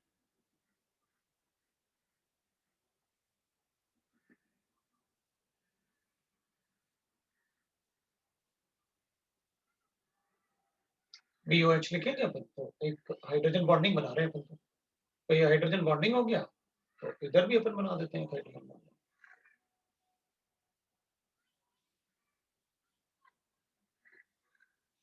है ना। तो बोरॉन लिखते हैं, इधर भी OH लिख लेंगे, थोड़ा सा हाइड्रोजन बॉन्डिंग और स्ट्रॉन्ग वैसे बनाना पड़ेगा।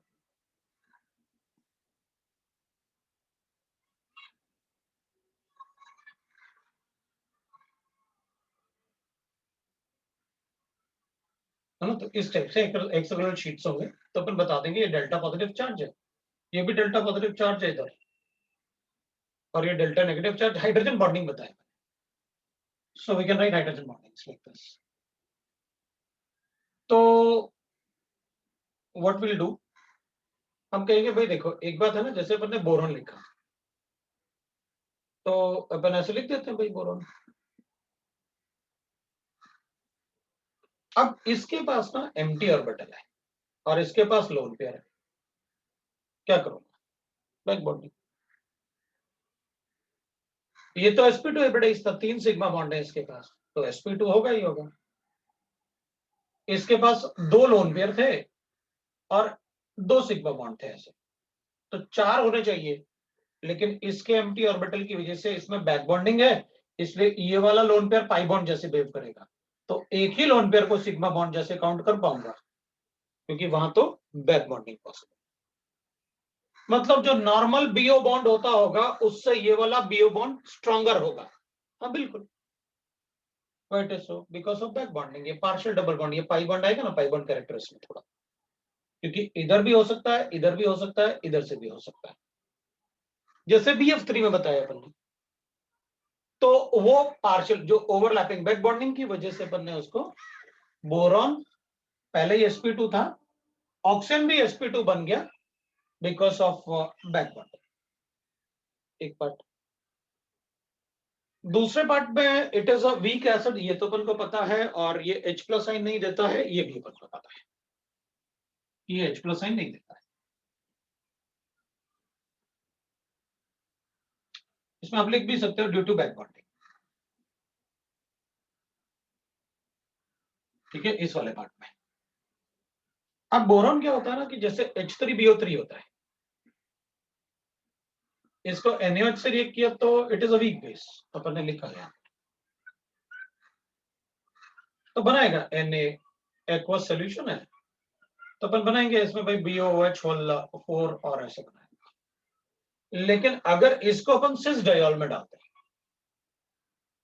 तो H3BO3, अगर कोई ऐसे कंपाउंड से सिस डायोल में इधर लिख देता हूं ऐसे, तो सिस डायोल मतलब होता है कि एक ही तरफ दोनों OH हो, ये ऑर्गेनिक केमिस्ट्री में ऐसे कहा जाता है। सिस का मतलब है कि एक ही तरफ दोनों OH हो, डायोल मतलब 2 हाइड्रोक्सी हो कम से कम। तो अगर एक ही तरफ दोनों OH हैं, इनके पास तो लोन पेयर होंगे ना, तो H3BO3 से इसके पास एम्प्टी ऑर्बिटल है, तो रादर देन इनसे बैक बॉन्डिंग शो करने के वो इससे बॉन्ड बनाएगा, इससे बॉन्ड बनाएगा इसमें। तो ये जो रिंग बनेगा ना, यहाँ पर एक रिंग टाइप का कंपाउंड बनेगा, और वो रिंग टाइप का कंपाउंड जब बनते हैं ना, तो रिंग टाइप के कंपाउंड ज्यादा स्टेबल होते हैं, वो रिंग टाइप के कंपाउंड ज्यादा स्टेबल होते हैं। तो it will form a compound like this, ऐसे वो एक कंपाउंड बना लेगा ऐसे, जो सिस डायोल बनेगा ना वो ऐसे बन जाएगा, ऐसे बना देगा, इस पे नेगेटिव चार्ज, ये ऐसे कंपाउंड बनता है। तो यहां पर देखो 5 मेंबर्ड रिंग बन रहा है, ये 5 मेंबर्ड रिंग बना लेता है। सो अगर कभी भी ना अपन ऑर्गेनिक केमिस्ट्री में रिएक्शन पढ़ेंगे, अगर कभी 6 मेंबर्ड या 5 मेंबर्ड रिंग बन रहा होगा ना किसी रिएक्शन में, तो अपन कहते हैं वो रिएक्शन जल्दी से हो जाते हैं। इसका मतलब है अगर इसमें 5 या 6 मेंबर्ड रिंग बन रहे होंगे ना, तो इसका मतलब वो रिएक्शन फास्ट होगा, इसका रिएक्टिविटी उसके साथ फास्ट होगा, और रिएक्टिविटी फास्ट होगा मतलब रेट ऑफ रिएक्शन अगर ज्यादा होगा तो इसका मतलब वो स्ट्रांग रहा होगा।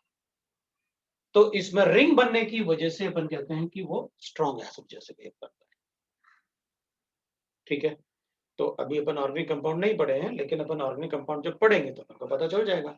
लेकिन ये सेंटेंस यहाँ मेरे लिए जरूरी है कि अगर सिस डायोल मतलब दोनों OH एक ही तरफ गिवन होने चाहिए, ऐसे जैसे लिखे सिस डायोल का मतलब ये हो गया, क्योंकि एक होगा अगर सिस डायोल है तो ट्रांस डायोल क्या होगा, तो अपन कहेंगे ऐसे नहीं होना चाहिए,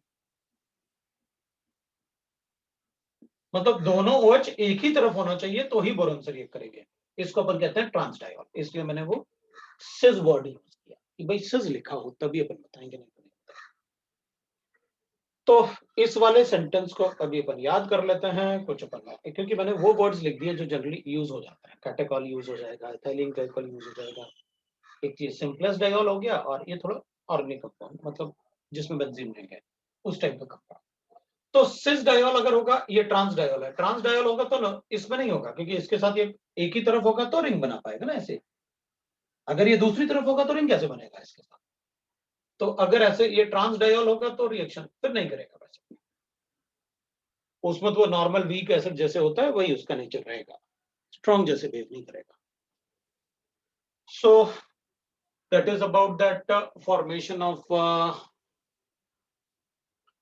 ऑक्साइड या फिर रिएक्शन विद एयर। अब अपन दूसरा रिएक्शन देख सकते हैं,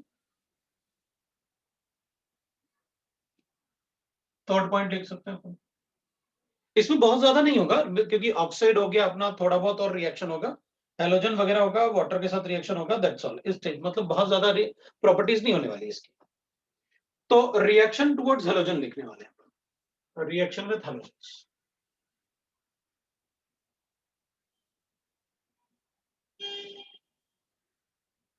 हेलोजन अपन को पता है, फ्लोरीन, क्लोरीन, ब्रोमीन, आयोडीन, उसकी बात कर रहे हो।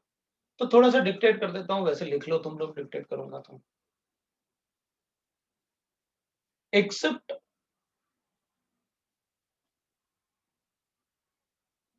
TL all forms ट्राइहैलाइड्स।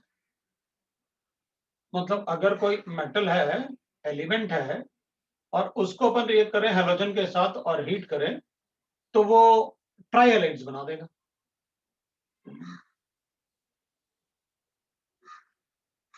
It will form trihalides.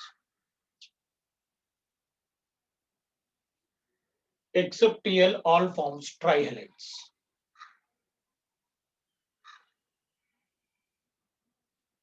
और ट्राइहलाइड्स जो बनेंगे वो लुईस एसिड्स होते हैं।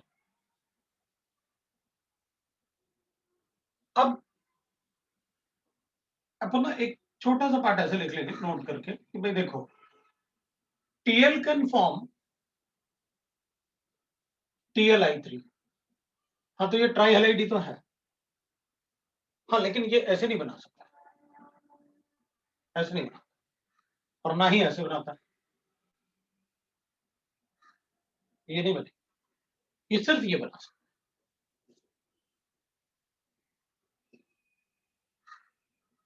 क्योंकि ये इट एग्जिस्ट एज TL में +1 चार्ज ज्यादा स्टेबल है ना, और I3 नेगेटिव होगा, ये ऐसे होगा, ऐसे एग्जिस्ट करेगा। मतलब TL पे +3 चार्ज नहीं है, TL पे +1 चार्ज है, और इनर्ट पेयर इफेक्ट सिर्फ TL में होगा। अपन ये नहीं कहेंगे कि भाई अच्छा +3, ऐसे ना गैलियम भी +1 हो सकता है, इंडियम भी +1 हो सकता है, TL भी +1 हो सकता है। तो अगर अपन से पूछा जाए कि बताओ इंडियम का +3 ज्यादा स्टेबल है इंडियम का, या +1 ज्यादा स्टेबल है? +3 ज्यादा स्टेबल है या +1 ज्यादा स्टेबल है? इसका +3 ज्यादा स्टेबल होगा या +1 ज्यादा स्टेबल होगा? तो अपन कहेंगे भाई +3 ही ज्यादा स्टेबल होगा, और इसमें +1। तो फिर इसमें +3 ज्यादा स्टेबल क्यों? क्योंकि इनर्ट पेयर इफेक्ट सिर्फ इसमें होता है, बाकी एलिमेंट में थोड़ी इनर्ट पेयर इफेक्ट होता है।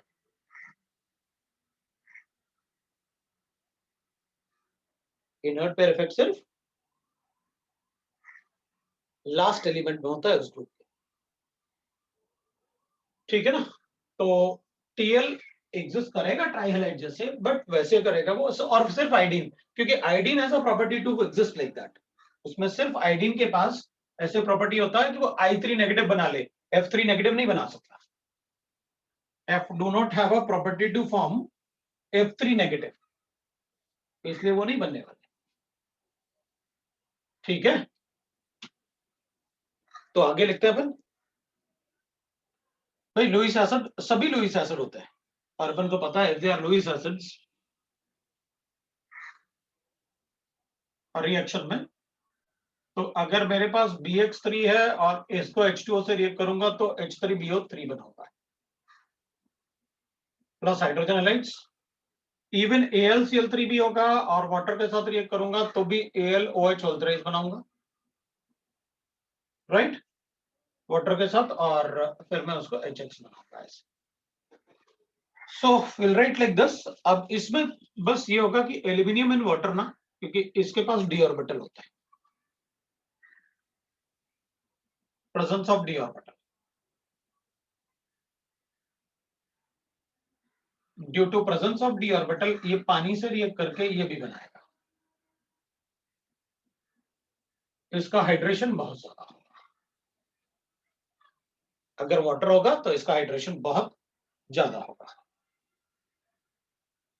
और हाइड्रेशन बहुत ज्यादा होगा तो अपन ऐसे बता देंगे भाई इसको ऐसे। हाँ ठीक है, चलेगा, अपन ऐसे भी लिख सकते हैं, या आप इसको ऐसे लिख दो तो एक ही बात है। आप 3OH- लिख रहे हो और 3 पॉजिटिव लिख रहे थे,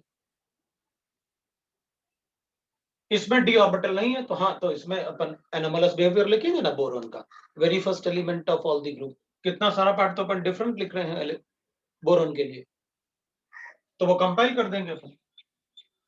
अब लुईस एसिडिक कैरेक्टर की बात करेंगे ना, जैसे अपन लिखेंगे भाई देखो इसमें लुईस एसिडिक कैरेक्टर, मुझे ये बिल्कुल बताने की जरूरत नहीं है कि BF3 is less than BCl3 is less than BR3 is less than BI3। Reason back bonding. Back bonding, ये अपन ने पढ़ा। इसको अपन को बिल्कुल लिखने की जरूरत नहीं है कि वो due to back bonding. BF3 do not exist as dimer, exist as dimer. BCl3 की बात करता हूं, BF3 तो हो ही नहीं सकता, do not exist as dimer, but AlCl3 exist as dimer, as dimer. वो क्यों भाई? बिकॉज AlCl3 में बैक बॉन्डिंग पॉसिबल नहीं है, because AlCl3 can't show back bonding, वो बैक बॉन्डिंग शो नहीं कर सकता। ये अपन ने केमिकल बॉन्डिंग पे भी पढ़ा है। सो BCl3 में तो we can write like this,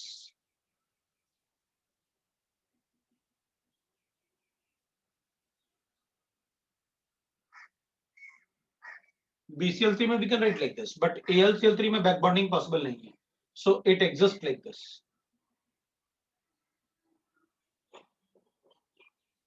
So it exists like this. It exists as a dimer.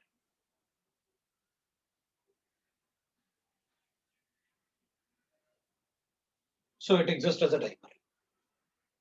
तो वो डाइमर जैसे एग्जिस्ट करेगा। तो इन दोनों में मतलब अगर हम चेक करेंगे तो which is a better Lewis acid, अगर हम इन दोनों में चेक करेंगे which is a better Lewis acid, obviously इसको चेक करूंगा तो इसका ऑक्टेट कंप्लीशन जैसे है, लेकिन इसका ऑक्टेट कंप्लीशन जैसे नहीं है। अगर इसका ऑक्टेट कंप्लीशन नहीं होगा तो aluminium will act as a, aluminium will behave कि भाई उसका ऑक्टेट कंप्लीट नहीं है, उसके पास इलेक्ट्रॉन नहीं है, तो उसको इलेक्ट्रॉन की जरूरत ज्यादा है। So AlCl3 is we'll say that more acidic than BCl3.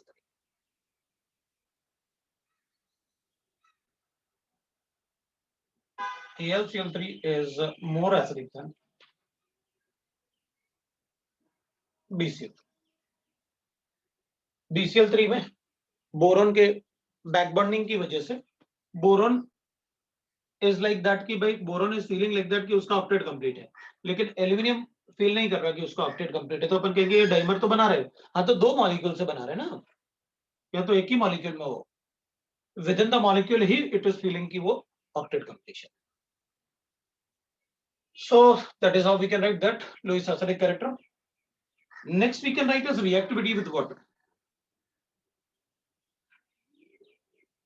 अब reactivity with water में ज्यादा कुछ नहीं है, लेकिन मैं थोड़ा सा डिक्टेट करूंगा, वही लिख लेंगे अपन। reactivity with water, लिखो भाई reactivity with water।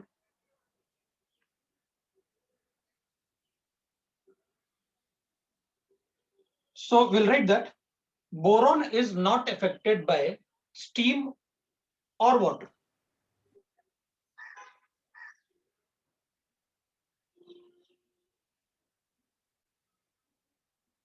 कोई इफेक्ट नहीं पड़ने वाला स्टीम का भी, मतलब अगर आप हीट भी करोगे तब भी कोई फर्क नहीं पड़ने वाला उसको, मतलब boron doesn't react with water in any form. But अगर अपने पास एल्यूमिनियम है ना, बट अगर मैं एल्यूमिनियम को वाटर के, इसको हीट करना पड़ेगा थोड़ा सा, मतलब अपन बॉइलिंग वाटर लिख लेंगे, इट विल फॉर्म हाइड्रोक्साइड और H2 लिबरेट करेगा, it will form hydroxide and H2 will be liberated.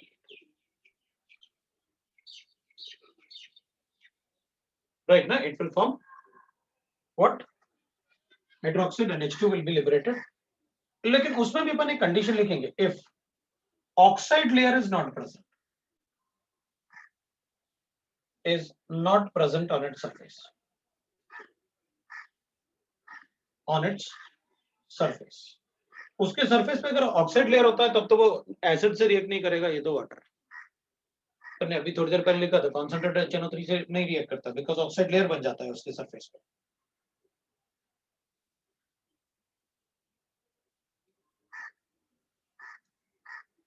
ठीक है ना?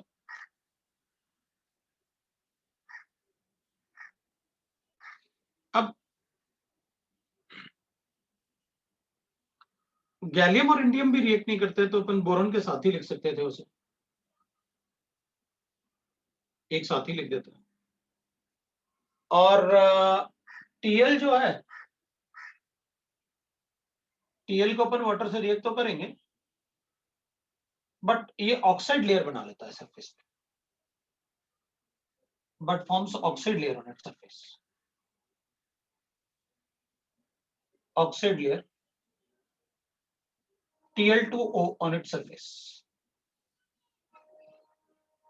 तो वो अनरिएक्टिव हो जाएगा। फिर अगर सरफेस पे ऑक्साइड लेयर बनेगा तो अनरिएक्टिव हो जाएगा। मतलब एल्यूमिनियम जो है, क्योंकि वो हाईली इलेक्ट्रोपॉजिटिव था इसलिए वो वाटर से रिएक्ट किया, बाकी सब वाटर से रिएक्ट नहीं करने वाले।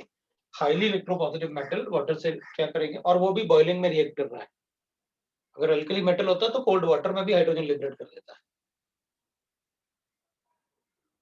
राइट। तो इसमें थोड़ा सा बॉइलिंग लेना पड़ा, मतलब अल्टीमेटली बाकी सब रिएक्ट नहीं करने वाले। अब अपन एनोमलस बिहेवियर ले लेते हैं बोरोन। जो अपन ने पढ़ा हुआ है वैसे अपन ने काफी कुछ इसमें डिस्कस कर लिया है बोरॉन के बारे में, फिर भी एक बार कंपाइल करके लिख देते हैं छोटा छोटा।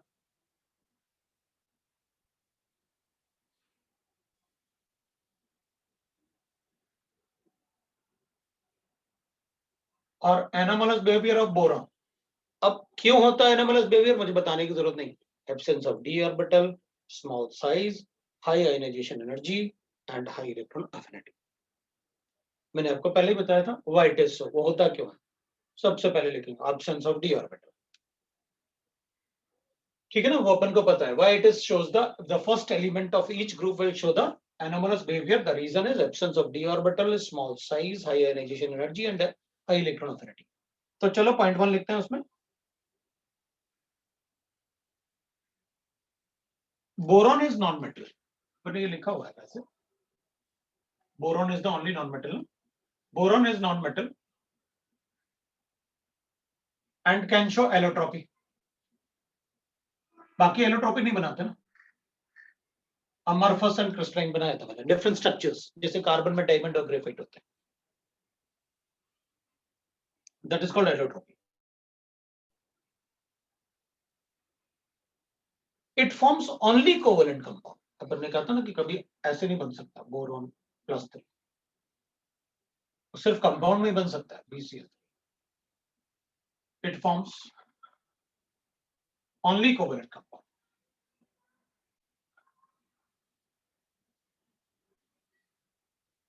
ठीक है ना।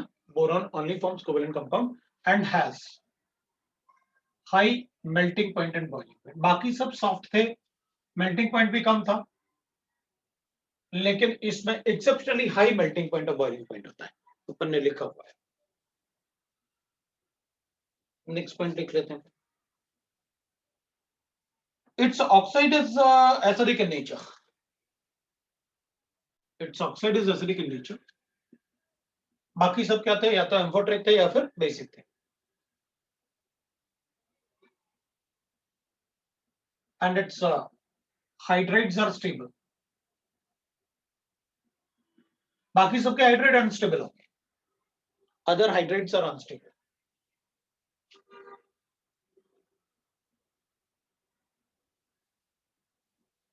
Have unstable hydride.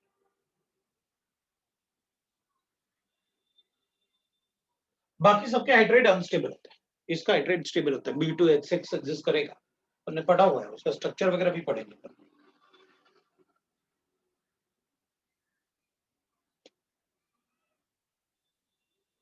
Only boron, क्योंकि वो नॉन मेटल है ना, can react with active metal to form metal borates. Metal borate, जैसे मैग्नीशियम से रिएक्ट करता है तो मैग्नीशियम बोरेट बना लेगा।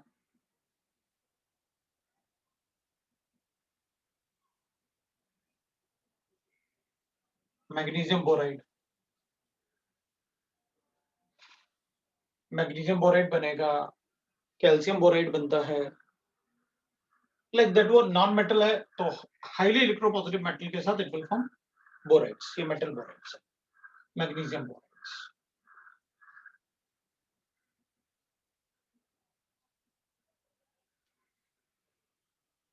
एंड दैट इज ऑल, इतना तो अपन लिख ही सकते हैं. So that is about the,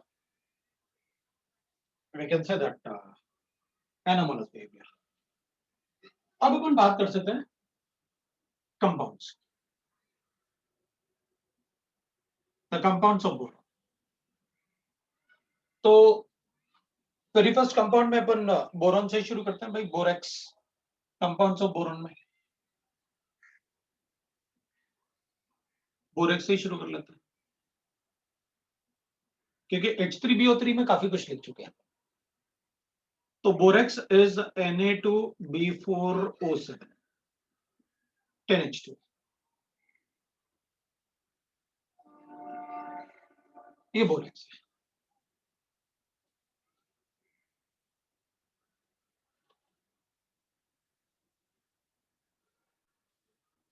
borax का स्ट्रक्चर थोड़ा इंपॉर्टेंट होगा अपने लिए. पहले तो इसके स्ट्रक्चर से काफी क्वेश्चन होते हैं.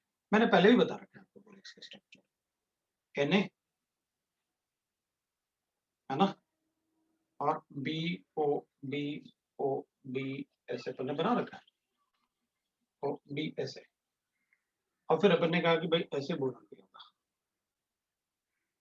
OH, या इधर की जगह इधर लिख लेते हैं अपन, क्या फर्क पड़ेगा,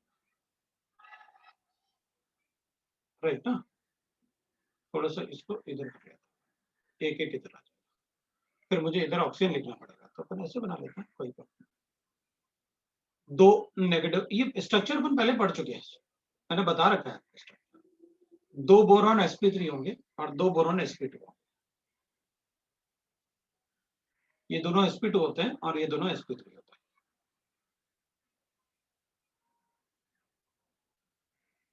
ये भी sp3 होता है. तो दो बोरॉन sp2 होते हैं, दो बोरॉन sp3 होते हैं और 8H2.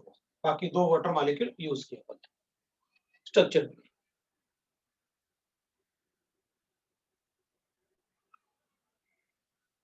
राइट. वो स्ट्रक्चर हो जाएगा.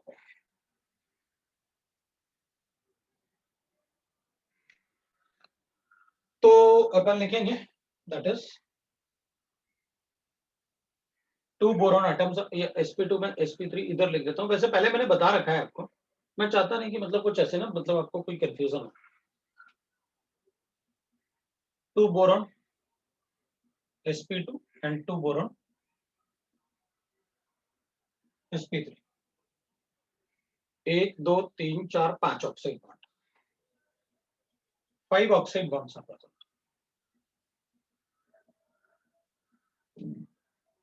Bonds are present.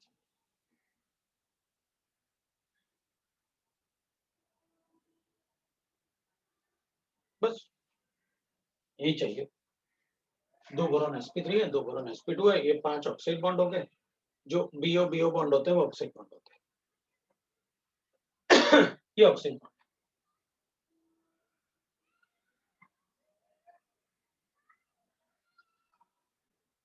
अब ये कह रहे हैं कि भाई एलोट्रोपी को आप एक्सप्लेन कर दो एक बार क्या होता है. तो एलोट्रोपी का मतलब है property of element to exist in more than one structure.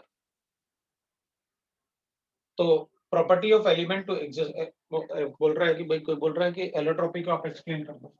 तो एलोट्रोपी होता है property of substance to existence more than one structure.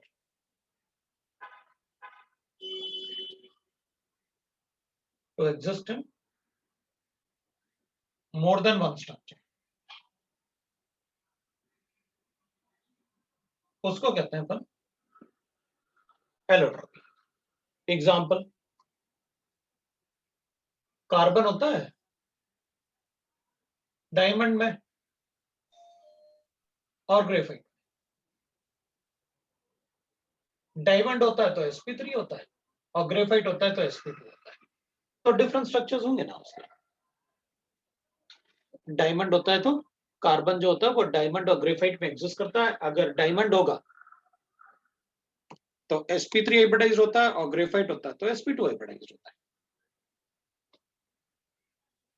ठीक है ना. तो एक ग्रेफाइट हो जाएगा, एक डायमंड हो जाएगा. तो मैं एग्जांपल मे भी पॉसिबल यहाँ नहीं दिख रहा होगा, तो मैं यहाँ पर एग्जांपल. कार्बन है, एक तो डायमंड में एग्जिस्ट करेगा, एक ग्रेफाइट में एग्जिस्ट करेगा, और ग्रेफाइट में एग्जिस्ट करेगा। ग्रेफाइट होगा तो sp2 हाइब्रिडाइज्ड होता है, और डायमंड होता है तो sp3 हाइब्रिडाइज्ड होता है। ये कार्बन का मतलब कार्बन एक एलिमेंट था, एलोट्रोपी शो कर सकता है, तो इसका मतलब है उसके अलग अलग स्ट्रक्चर्स रहेंगे। तो इसमें भी अपन बोल रहे थे ना, नॉन मेटल है, अमरफस भी हो सकता है और क्रिस्टलाइन भी हो सकता है। तो क्रिस्टलाइन मतलब वो ऑर्डरली अरेंजमेंट रहा होगा, और अमरफस मतलब वो डिसऑर्डर अरेंजमेंट रहा होगा। डिसऑर्डर अरेंजमेंट होगा तो स्टेबिलिटी कम होती है, स्टेबिलिटी कम होती है तो इसी बात है, रिएक्टिविटी ज्यादा होती है।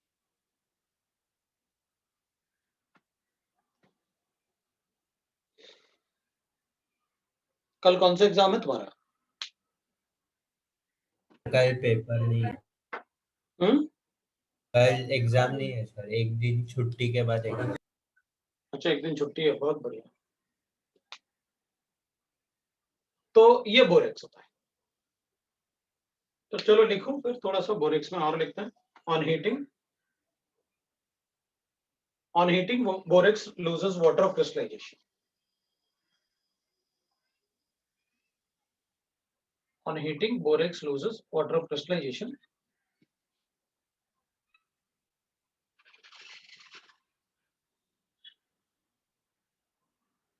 तो अगर अपन इसे 100 डिग्री सेंटीग्रेड पे हीट करेंगे तो I'll get that Na2B4O7 dot H2। और हीट करेंगे अपन तो ये अपन डायरेक्टली हीट कर देते हैं, 120 पे लिख देता हूँ। तो ये तो बना लिया होगा आपने।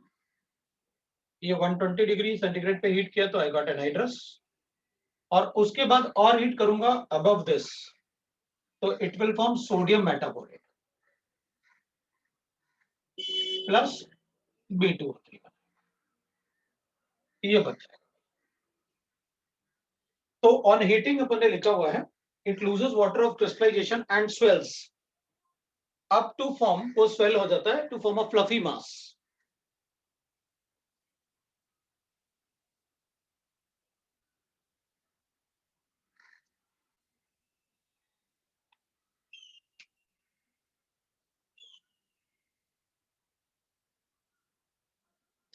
तो थोड़ा सा फ्लफी मास मतलब जैसे ब्रेड होता है या मास मेलो होता है, वैसे फ्लफी मास में कन्वर्ट हो जाता है, और फर्दर हीटिंग से वो ट्रांसपेरेंट सॉलिड में कन्वर्ट हो जाएगा। उसको ट्रांसपेरेंट सॉलिड मतलब ट्रांसपेरेंट क्या मतलब, थोड़ा सा ग्रीस जैसा ट्रांसपेरेंट सॉलिड बन जाएगा। तो ट्रांसपेरेंट ग्लास बीड बोल सकते हैं उसे, ऐसे बन जाएगा।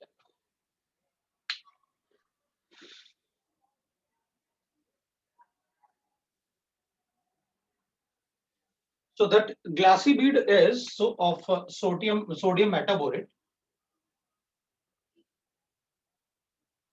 और ये बोरिक एनहाइड्राइड है। तो नाम वगैरह भी आपको पता होना चाहिए, जैसे सल्फ्यूरिक एनहाइड्राइड होता है।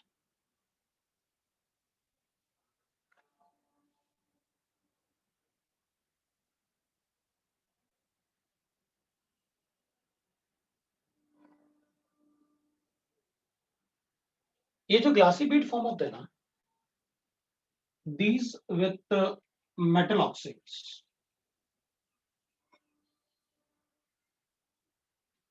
heated on platinum wire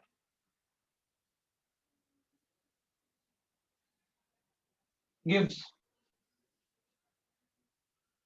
colored flame।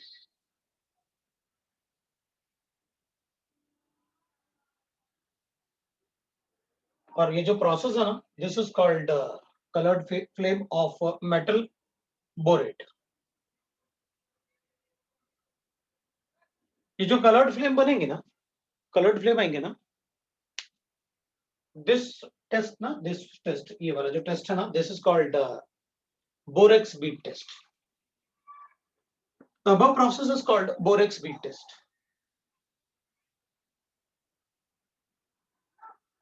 Process is called borax bead test।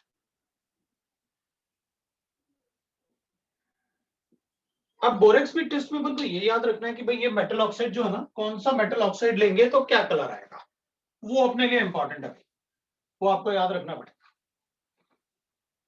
किस मेटल का कौन सा कलर आएगा वो याद रखना पड़ेगा। बट इस पे ना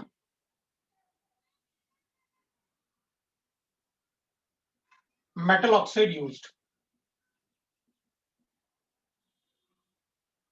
of Mn to Cu gives colors. तो Mn to Cu मतलब ये हो गया भाई, Mn हो गया, क्रोमियम भी होगा, मुझे क्रोमियम भी लिखना चाहिए। सो Cr Mn Fe Co Ni copper.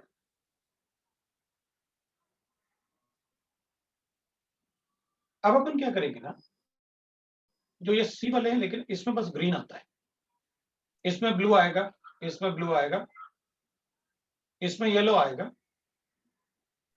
इसमें पिंक आएगा और इसमें रेड आएगा। वो कलर कैसे याद रखेंगे, तो मैं तो मतलब जनरली मुझे ऐसे थोड़ा बहुत बार बार, क्योंकि बोरेक्स बीट टेस्ट काफी इंपॉर्टेंट होता है, ड्राई टेस्ट, ये स्कूल में भी लगवाते हैं।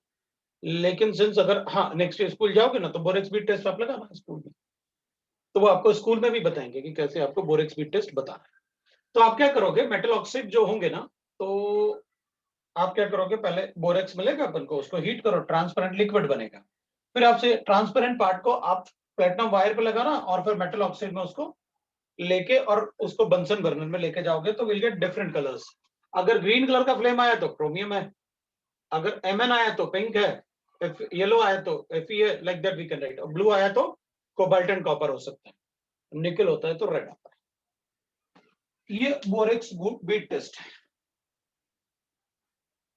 ये बोरेक्स बीट टेस्ट, ठीक है, तो बोरेक्स बीट टेस्ट।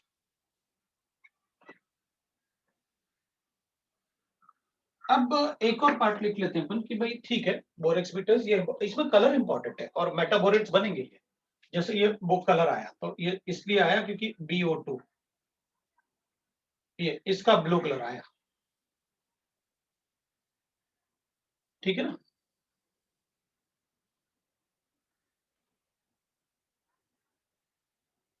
ऐसे मेटल बोरेट्स का आता है, मेटल ऑक्साइड्स, तो मैं ऐसे लिख सकता हूँ भाई, कॉपर सल्फेट रहा होगा, हीट किया आपने, कॉपर ऑक्साइड बनाया, SO3 बनाया, आपने CEO को ग्लासी बीट पे, ग्लासी बीट जिसमें NaBO2 था उससे रिएक्ट करवाया तो CuBO2 होल्टवाइज बन गया प्लस Na2O बन गया, प्लस Na2O बन गया। उसके बाद ये जो है ना, ये ब्लू कलर है, ब्लू फ्लेम, तो ऐसे वो रिएक्शन भी होता है, जरूरत पड़ेगा तो बताएंगे। बट वो 12th में भी मैं आपको बताऊंगा एक बार, लेकिन अभी आप इनमें से कोई भी कलर अपन से पूछ सकते हैं, आपको पता होना चाहिए बिल्कुल। टेस्ट ऑफ बोरेटाइन,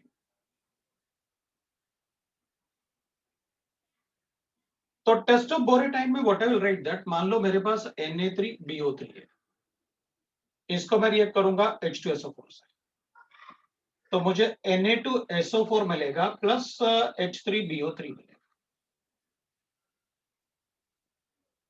मेरे पास सोडियम बोरेट है, मैं टेस्ट लिख रहा हूं, how to test the बोरेटाइन,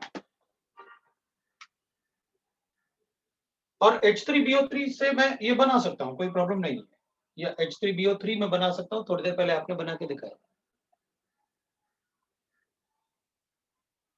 test of बोरेटाइन, तो अपन को सोडियम बोरेट है, इसको H2SO4 से रिएक्ट करते हैं भाई,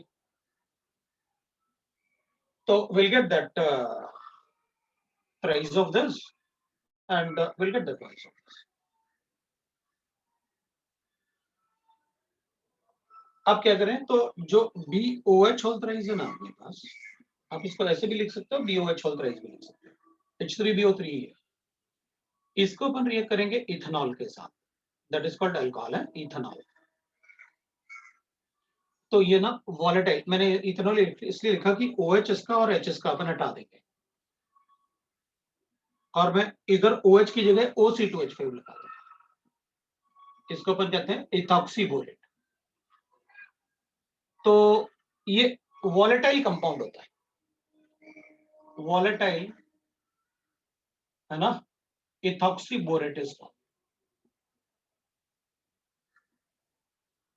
तो उससे फायदा क्या, वॉलेटाइल होगा तो वेपर्स जैसे निकल रहा होगा टेस्ट ट्यूब से। अपन उन वेपर्स में क्या करते हैं, तो बंसन बर्नर है ना, उन वेपर्स को ऐसे जला देते हैं बंसन बर्नर से, तो आपको ग्रीन फ्लेम्स दिखेंगे यहां से, जहां वेपर ना, the tip of the flame ना आपको ग्रीन फ्लेम दिख रहा होगा, तो Burns with a greenish flame, greenish flame ये होता है। तो ये टेस्ट है बोरेट का। बहुत सारे एनाइंस अपन टेस्ट पढ़ेंगे, मतलब बहुत सारे आप देखेंगे। तो दैट इज, तो आज इतना ही पढ़ते हैं, नेक्स्ट टाइम फिर पढ़ेंगे। सो यहाँ पर रुक जाते हैं अपन, अभी अपना कंपाउंड्स खत्म नहीं हुआ, अभी अपन को और पढ़ना है, अपन पढ़ेंगे नेक्स्ट टाइम। यहाँ पर अभी रुक जाते हैं, नेक्स्ट टाइम ये खत्म हो जाएगा अपना, अपन कार्बन शुरू भी कर सकते हैं नेक्स्ट क्लास में। तो मैं क्या करूंगा, जैसे ये खत्म होगा ना, इसके मैं 2-3 पेपर लूंगा।